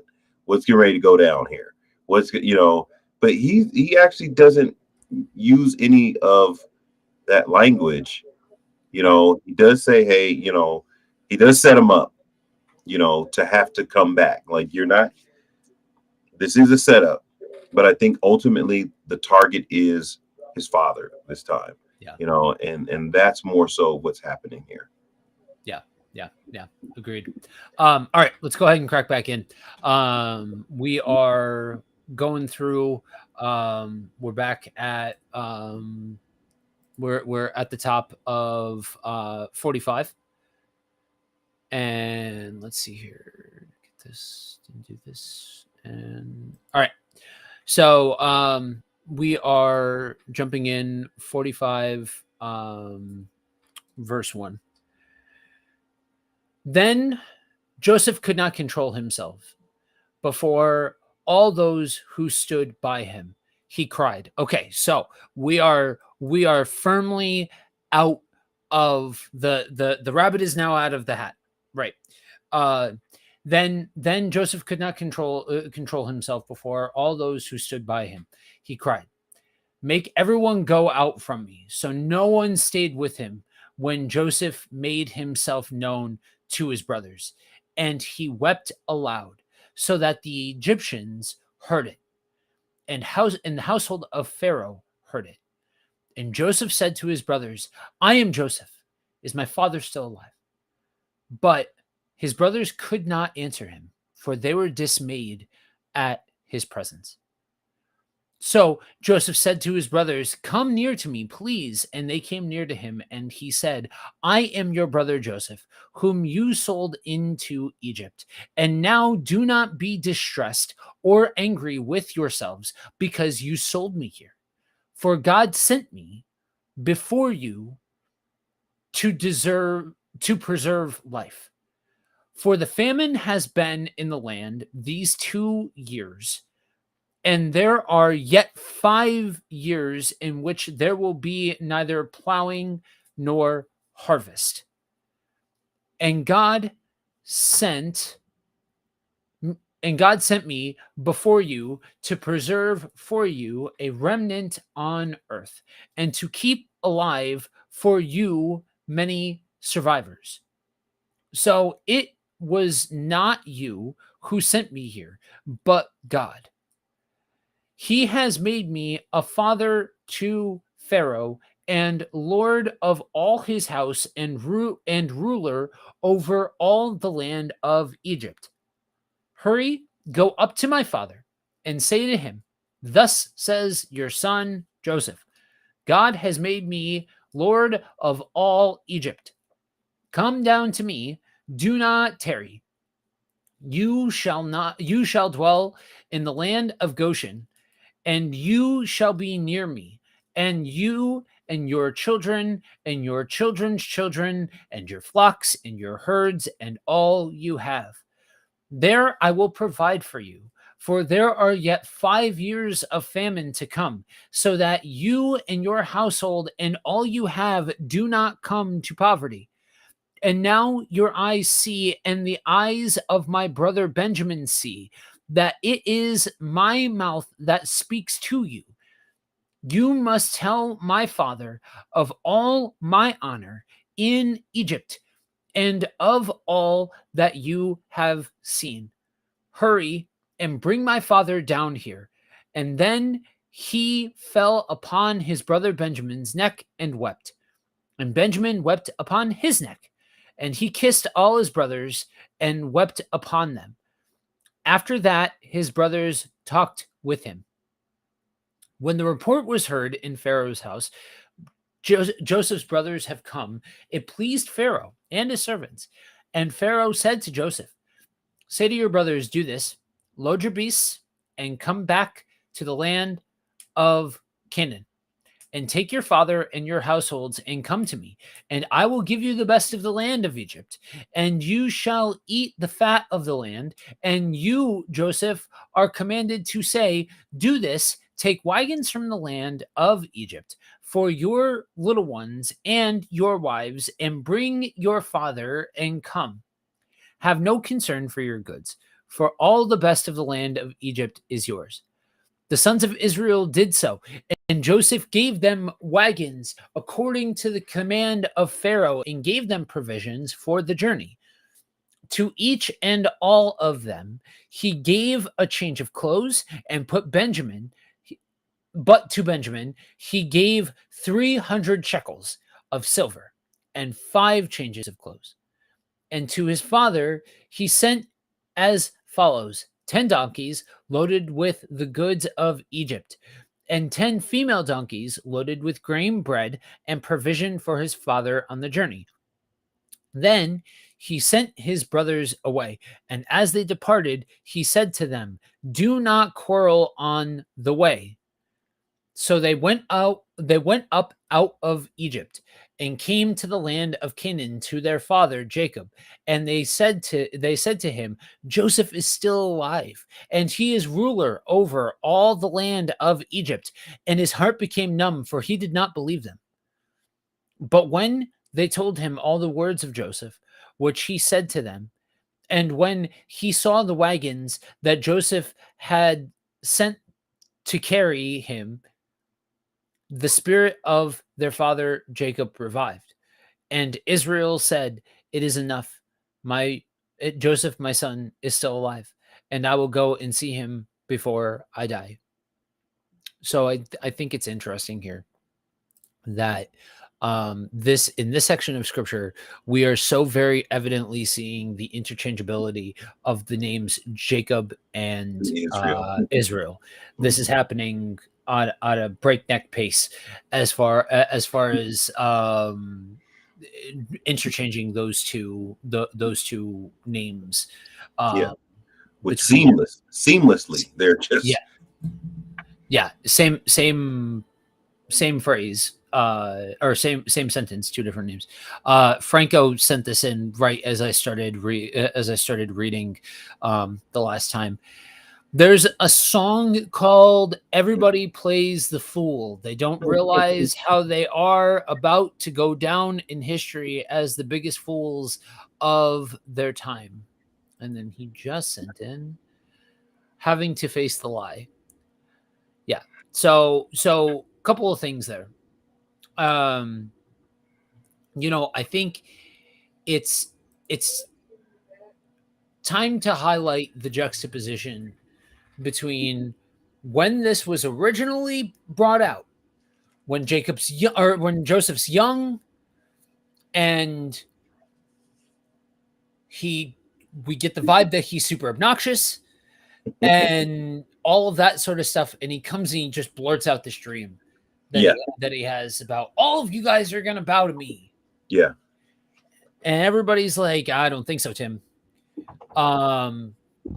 With the exception of Jacob, who's like, interesting, to use a phrase out of Anne's playbook. That's interesting. And now we actually see the manifestation of what this looks like, and the character differences in Joseph alone, and the differences in how all of this actually plays out and what all of this actually looks like are stunning, to say the very least. Because yes, they do that, like that is very much the reality that Joseph's second in command. And we said this before, like Egypt is the powerhouse. And so having Joseph in the position of being second in command is a really, really big deal. And so that kind of power dynamic is absolutely there, but we're seeing all of this out of a heart posture that says, no, come, let us give to you. And he has so much respect with Pharaoh that Pharaoh is saying, no, come on, come here, let us do this. You know what I mean? And that's a stunning difference that we get kind of when this concept is first introduced and when we see it actually played out. Yeah. The way Joseph handles this is like, again, it's jaw dropping, because based upon the guy that, like you said, the kid that we met, way back, blurting out this dream and just, the man that we're dealing with now is very different, very wise, very compassionate, very grounded within himself, not carried away. He did show emotion, but he's not carried away by emotion. He's able to, be in this moment.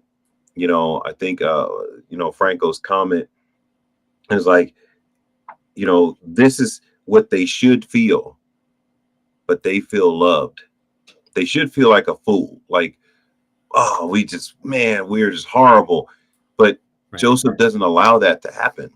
He actually causes them to feel loved and accepted. And it's through loving kindness that they regret what they did, not through, yeah, see what you did. And so there's like there's just an interesting, paradox here that Mhm. Joseph had the power, because once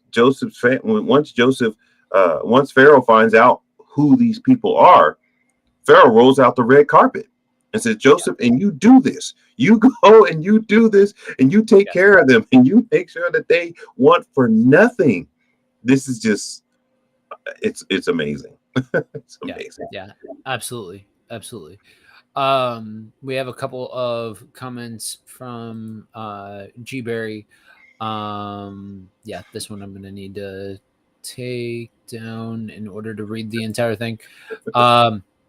Says, wow, from being betrayed and sold into slavery by his brothers, being falsely accused and imprisoned, and after 13 years of living in a foreign land and being exalted in this high position, Joseph still had the resolve that it was God that put him in this position is a miracle in itself, in my opinion. It still gets me that Joseph had the power to make his brothers disappear, but instead mercy was demonstrated. This is deep. And then he says, like having the power and prominence of Jeff Bezos or Elon Musk, this is nothing short of a miracle and completely countercultural. So I think G Berry answered our question from before. Right, Uh right. Thanks, man. Um yeah, so that is a point that I have heard the main arguments of the day get lost in. This is a evidence of the predestination of this or that, or this is the evidence of this or that. That's not the point. That's not the It's not point. the point. If you read biasness into it and predestination versus free will, then sure, it said the thing. So I guess in your mind it could very easily be talking about the thing, but it's not that this is there's a bigger picture at play, and Willie points it out very well that all of this stuff happens, that all of these things happen that are hard and are painful and real, and we're not talking like we're talking big stuff, right? Joseph still had the resolve that it was God that put him in this position of power, this position of influence. So when we understand and accept the fact that we respond to the things of God and our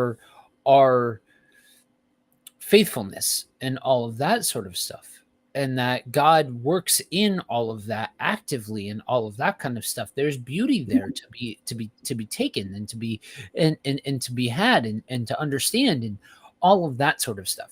Again, if there's any one thing that, as we are heading towards the end of our time in the patriarchs, is that these are stories that are part of the full and complete narrative. These are stories that in and of themselves, you see, you're gonna see spoilers here if you're kind of unpacking the story as we go and you don't or you are unfamiliar with kind of where this is going and all of that sort of stuff. There is kind of a bookend to the ending of Genesis and the beginning of of Exodus. Like there is a kind of a definitive chapter marker there.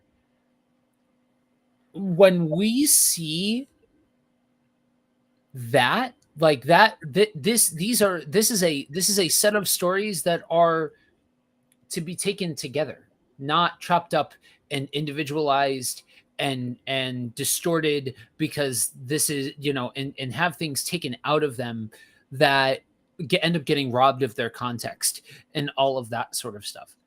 So realizing the big picture in all of this, that's the moment where you can see the heart of God and the lesson of God interacting with humanity on full and complete display.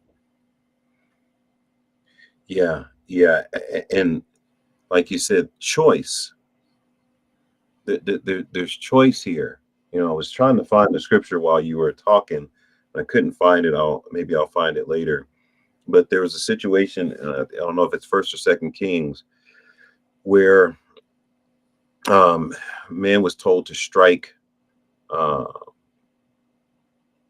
ground or strike this thing, and he said, if you would have, however many times you would have did it, that's how much I would have given you.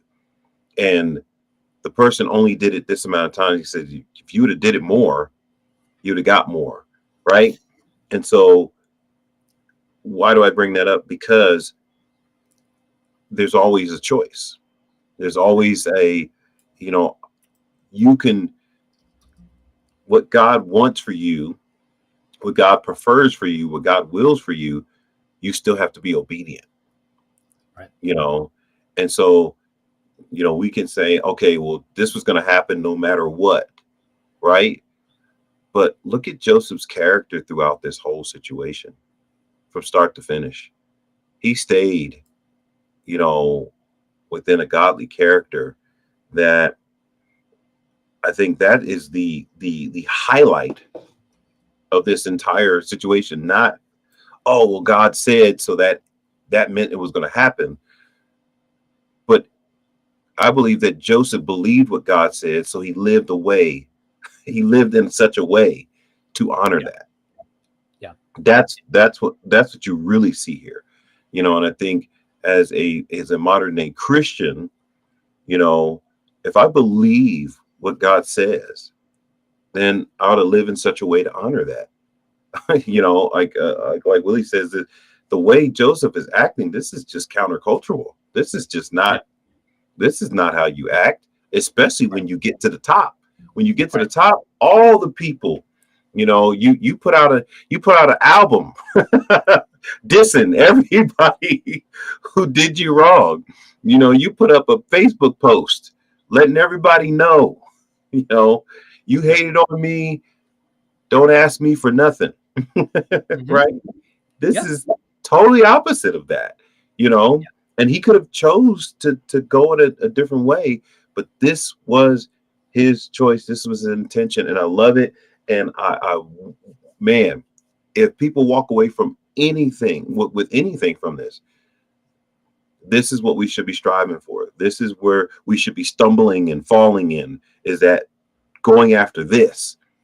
Yeah. Not, the opposite of it. Like, oh yeah, see, that couldn't be me. Don't be satisfied with that. Don't be satisfied with, oh, I'm Joseph's better than me. Don't be satisfied with that. Stumble and fall in attempting to be forgiving and loving and bringing redemption. That's where we ought to be, falling forward in, rather than, oh, that can't be me. That's just, they deserve this and they deserve that. Man, that's not the point of the story. The point of the story is to show that he believed what God said, and he lived in such a way that showed that he believed that this is what God had for him. Yeah. For those of you watching, I know I watch the I can see not specifically who's watching, but I can see where you're watching, and I see this. So I'm going to scroll through this for those of you that commented. Obviously, you know who you are and all of that sort of stuff. But let me but humor me here for a second. So we've got this one and this one and this one and this one, and so on, and so forth, and so on. So I do this. I highlight these because there's a reason why in the year 2023, as this is being shot live, and that we can pull out these thought processes and these points and these applicable concepts and all of that sort of stuff, because when we look at the purpose of the text, when we look at the point of the text, there's something to the realities of the realities of the constant nature of the narrative, because it's all based on a God that's unchanging. Yes, there's individual concepts, there's individual aspects, there's individual details that they need to be put in the context of the time and the place and all of that sort of stuff. But we still have so much of this that is applicable to us this day. Mm-hmm. And that's and to piggyback off of what Ant said. And I think I want to kind of bring the plane in and cover the rest of the reunion next week, because I think this concept needs to breathe. I think you brought something out that needs to be. We need to camp here for a second and let this thing marinate. Here's the deal. A lot of us have felt the sting of somebody misappropriating the concepts of law and sin and righteousness and the idea of right living and right thought and the idea of what it means to follow God and what it means to act in the ways that bring about life. Many of us have felt the sting of those concepts taken too far, taken out of context, taken to hurt, taken to destroy lives, all of that kind of stuff, legalism, whatever you want to call it. We've all felt that. But here's the deal. The Bible gives a finite number of sins, as well as what to do in relation to when you sin. This is not a mystery. This is not I don't know if I'm going to accidentally sin or this or that. No, intentions matter. Motives matter. Motives matter. And so when you hear somebody say, this is like fall forward in all of this, this is coming from two guys that will openly and plainly admit to the grace that has been shown to us, the mercy that has been shown to us, this whole idea of imperfection, this whole idea of the constant renewing of the mind, the constant becoming more Christ-like as time goes on, and the realities of the Spirit. Like, for real, we may articulate it differently, we may put pins in different spots, but you are looking at two men who will very openly and admit to the realities of the Spirit. So when we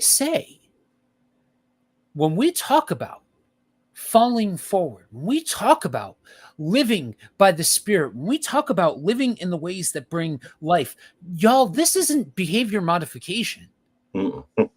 This isn't about dutiful tasks. This is about the Alpha and the Omega, the creator of everything, the God of all, came forward and said, this is the way to live. This is the way that brings life. This is what I'm showing you. These are the ways to do this thing that bring about my best for you and for others. Do this. I'm not hiding it from you. Do this. And when you don't, When you try and fail, when you fall, when you miss the mark, I will show you grace and mercy and love, and you are still haved and held, and you are still part of the family. You are not kicked out. Yeah. Y'all, there's a word for that. There's a phrase for that. That's called amazing grace. That's beauty that my words right in this very moment cannot do justice to the beauty of the picture that is. We just have to accept that our God has deemed that so. So when we say these things, this is not a matter of, listen, the pastors have spoken. Y'all got to do better. Y'all got to be better. Y'all got to this or that. No, man. This is about the fact that we have been given the means that bring about life. And that we get the freedom to walk forward in that. That's why these stories matter. That's why walking through the Old Testament matters. That's why walking through the patriarchs matter. That's why taking the time to lay out the big picture matters, because these are the moments for time immemorial that we are given that reflect the unchanging nature of God and the realities of God's interaction with man and what we are called to. Mm-hmm. Absolutely. You know, you don't give up because you mess up. You fess up and you keep moving forward, knowing that God is with you and that He's the refiner. That's why, when I remember when I first heard that term, fall forward, just keep, stumbling, bumbling, getting up, falling down, getting up, just keep going. Keep going. You're not going to be perfect. You're not going to do everything right all the time, but keep moving towards God, keep pressing towards that mark, and know that, like you said, Holy Spirit, God's grace, His mercy is shaping you and forming you. And you'll look back and like, man, I've come a long way.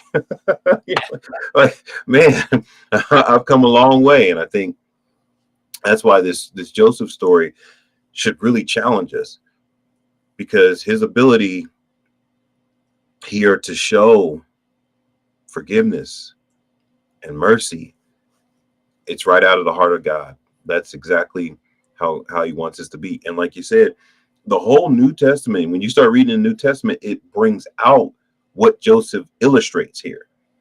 Yeah. But you never see that in preaching, right? When people preach on Joseph, they don't talk about that part. They don't connect that part, that this man is a picture of what it looks like to forgive and to love difficult people, to be good to those who have been evil to you, to bless those who curse you and pray for those who despitefully. All these concepts in the New Testament, like, yeah, we see it right here in Joseph's story.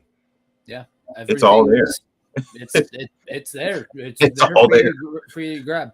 But it's dare I say sexier to talk about prophecy and all of that sort of stuff, which you need to have that conversation. Yes. Because articulating that stuff well matters, because if you don't, then that stuff goes here, there, and everywhere, and nonsense is afoot, and all that stuff, that sort of stuff. So I'm not saying ignore anything, but when all you talk about are those kinds of high points, you miss the point. You miss the big picture. You miss what's actually happening here, because you're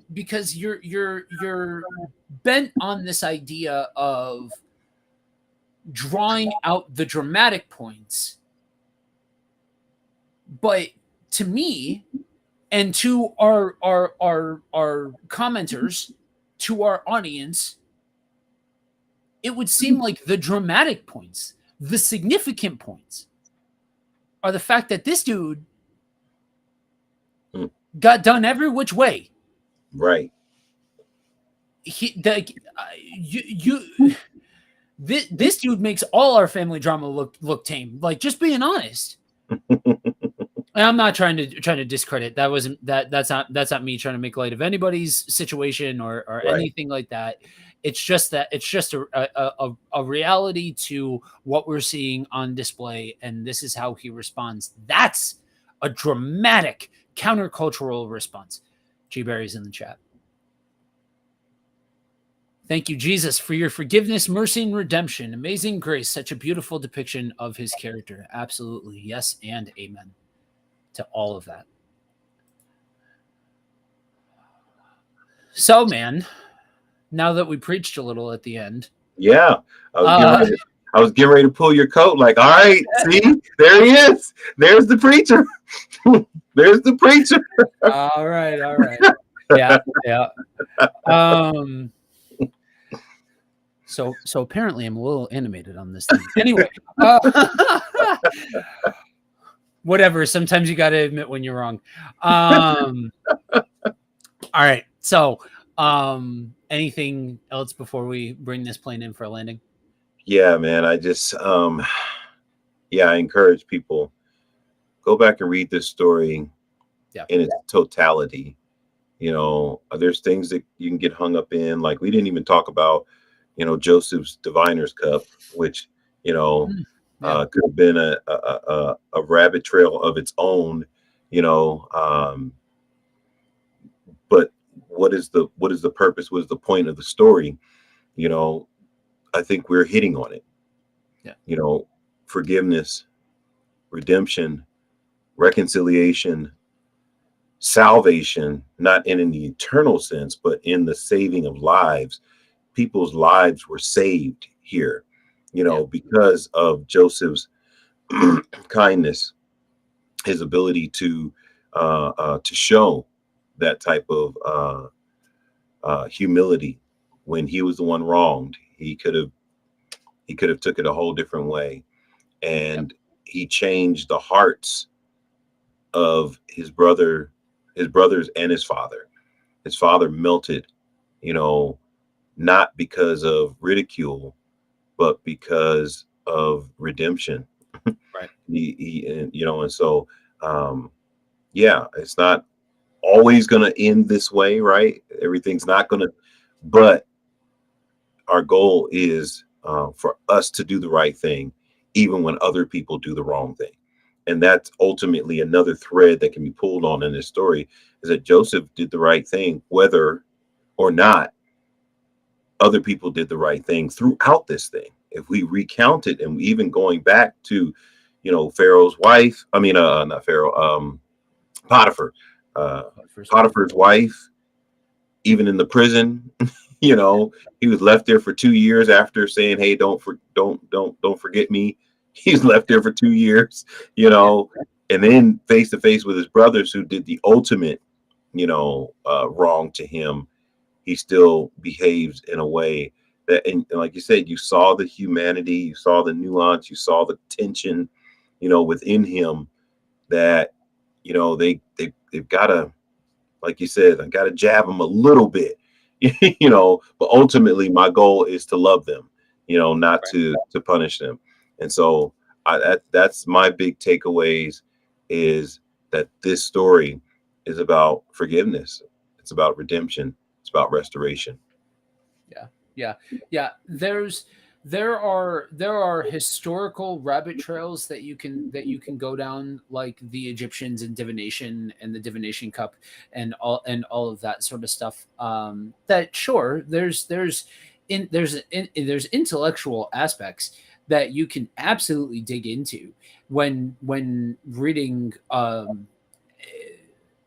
really so much of the Old Testament is it's new and old, like it's all of it's true universally for all the books, but really with the Old Testament, because so much of it is baked in with history and all of that sort of stuff, and if you are willing to and can handle this idea of giving room for the historical rabbit trails and all of that without getting so lost and bogged down that you miss the point of the story, then yeah, this can be a lot of fun to read through. But again, the point of the story matters.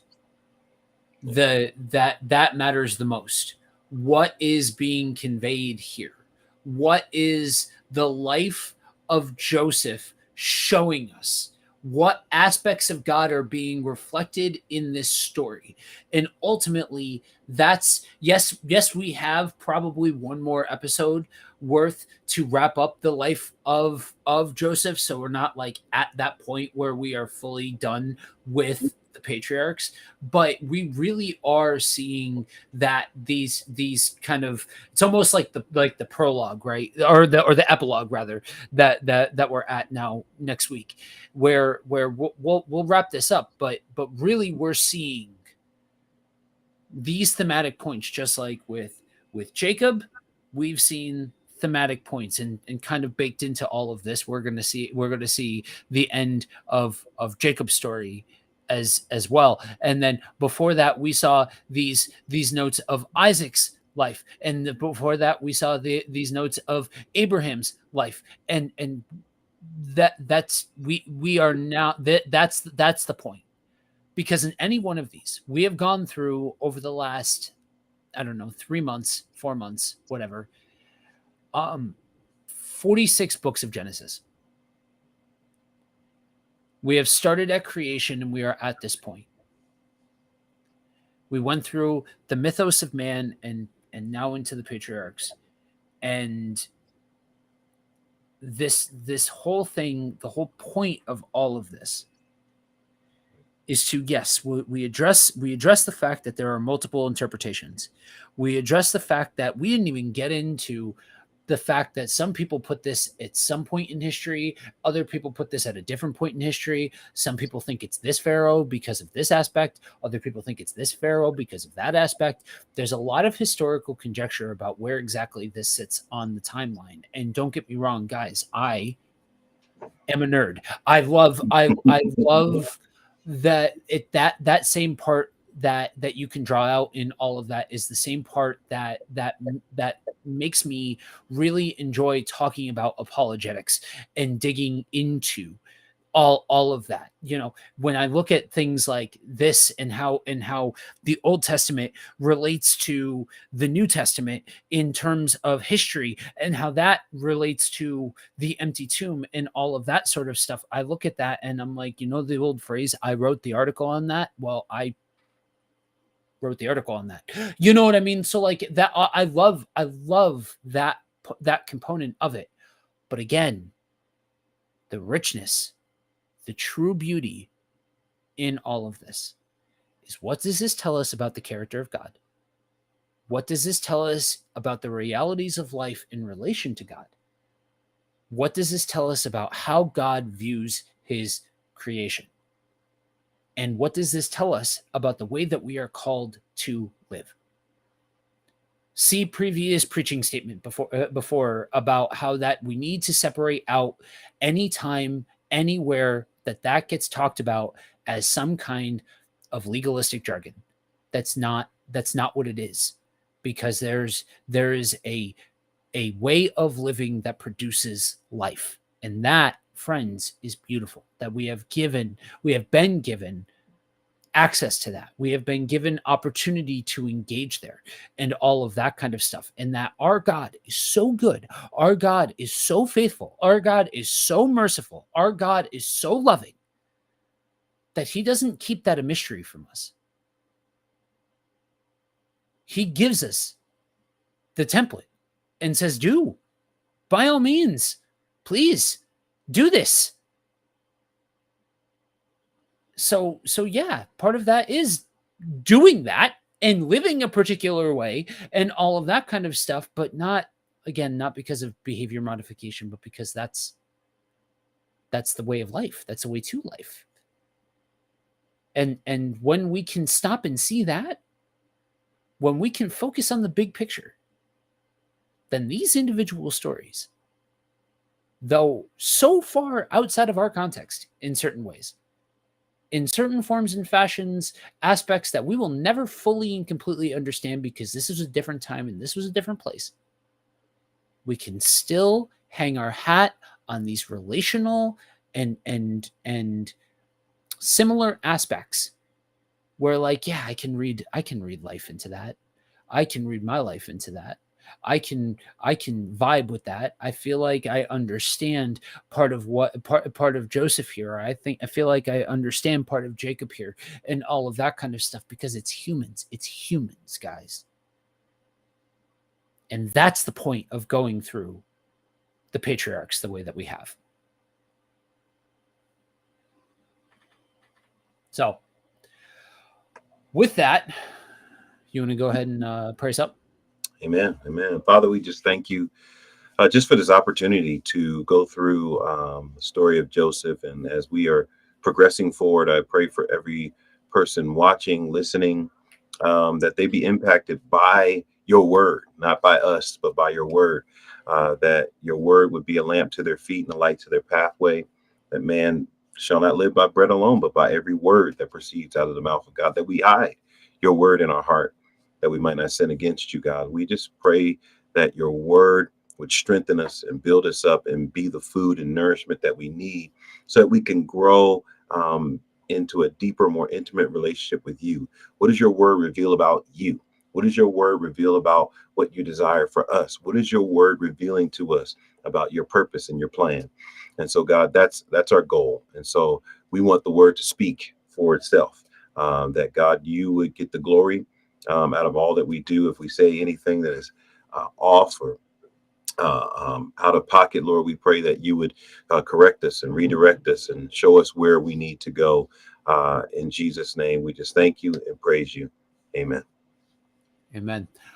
All right, guys, thank you all for joining us. Just a quick reminder to like, share, subscribe, all those things. If you are here by way of Ant or Share Foundation or any of those sources, you can head over to YouTube and look up Kingdom on the Road. We have a YouTube channel that is dedicated to the show that we go live to every week, and well, most weeks.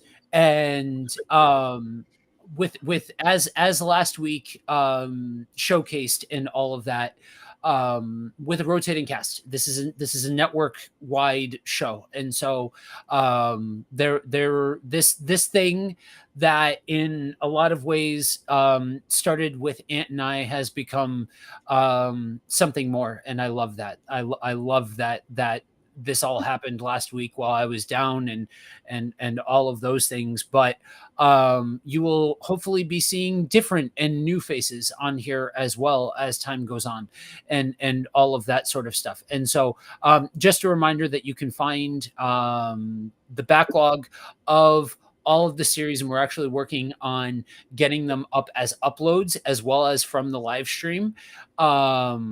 On the whole backlog of the series of how-tos and all of that kind of stuff. We're working our way through that. I'm also working my way through getting all of these downloaded and put the audio put up as podcasts for replay. Now, the podcasts, those are all going to be pulled directly from this. So interaction, I'm not cutting out anything from the chat or anything like that, because that's a very, very valuable part of this conversation, is when we engage with you guys. We love this. And so, yes, it will be recordings from the actual live stream, but it'll be there for you to be able to listen to again. If you want it in some place other than YouTube and all that kind of stuff, just a work in progress. So I ask that you be patient as far as all of that goes. If you look up, just got to throw this out there, if you look up Kingdom on the Road right now, you are going to see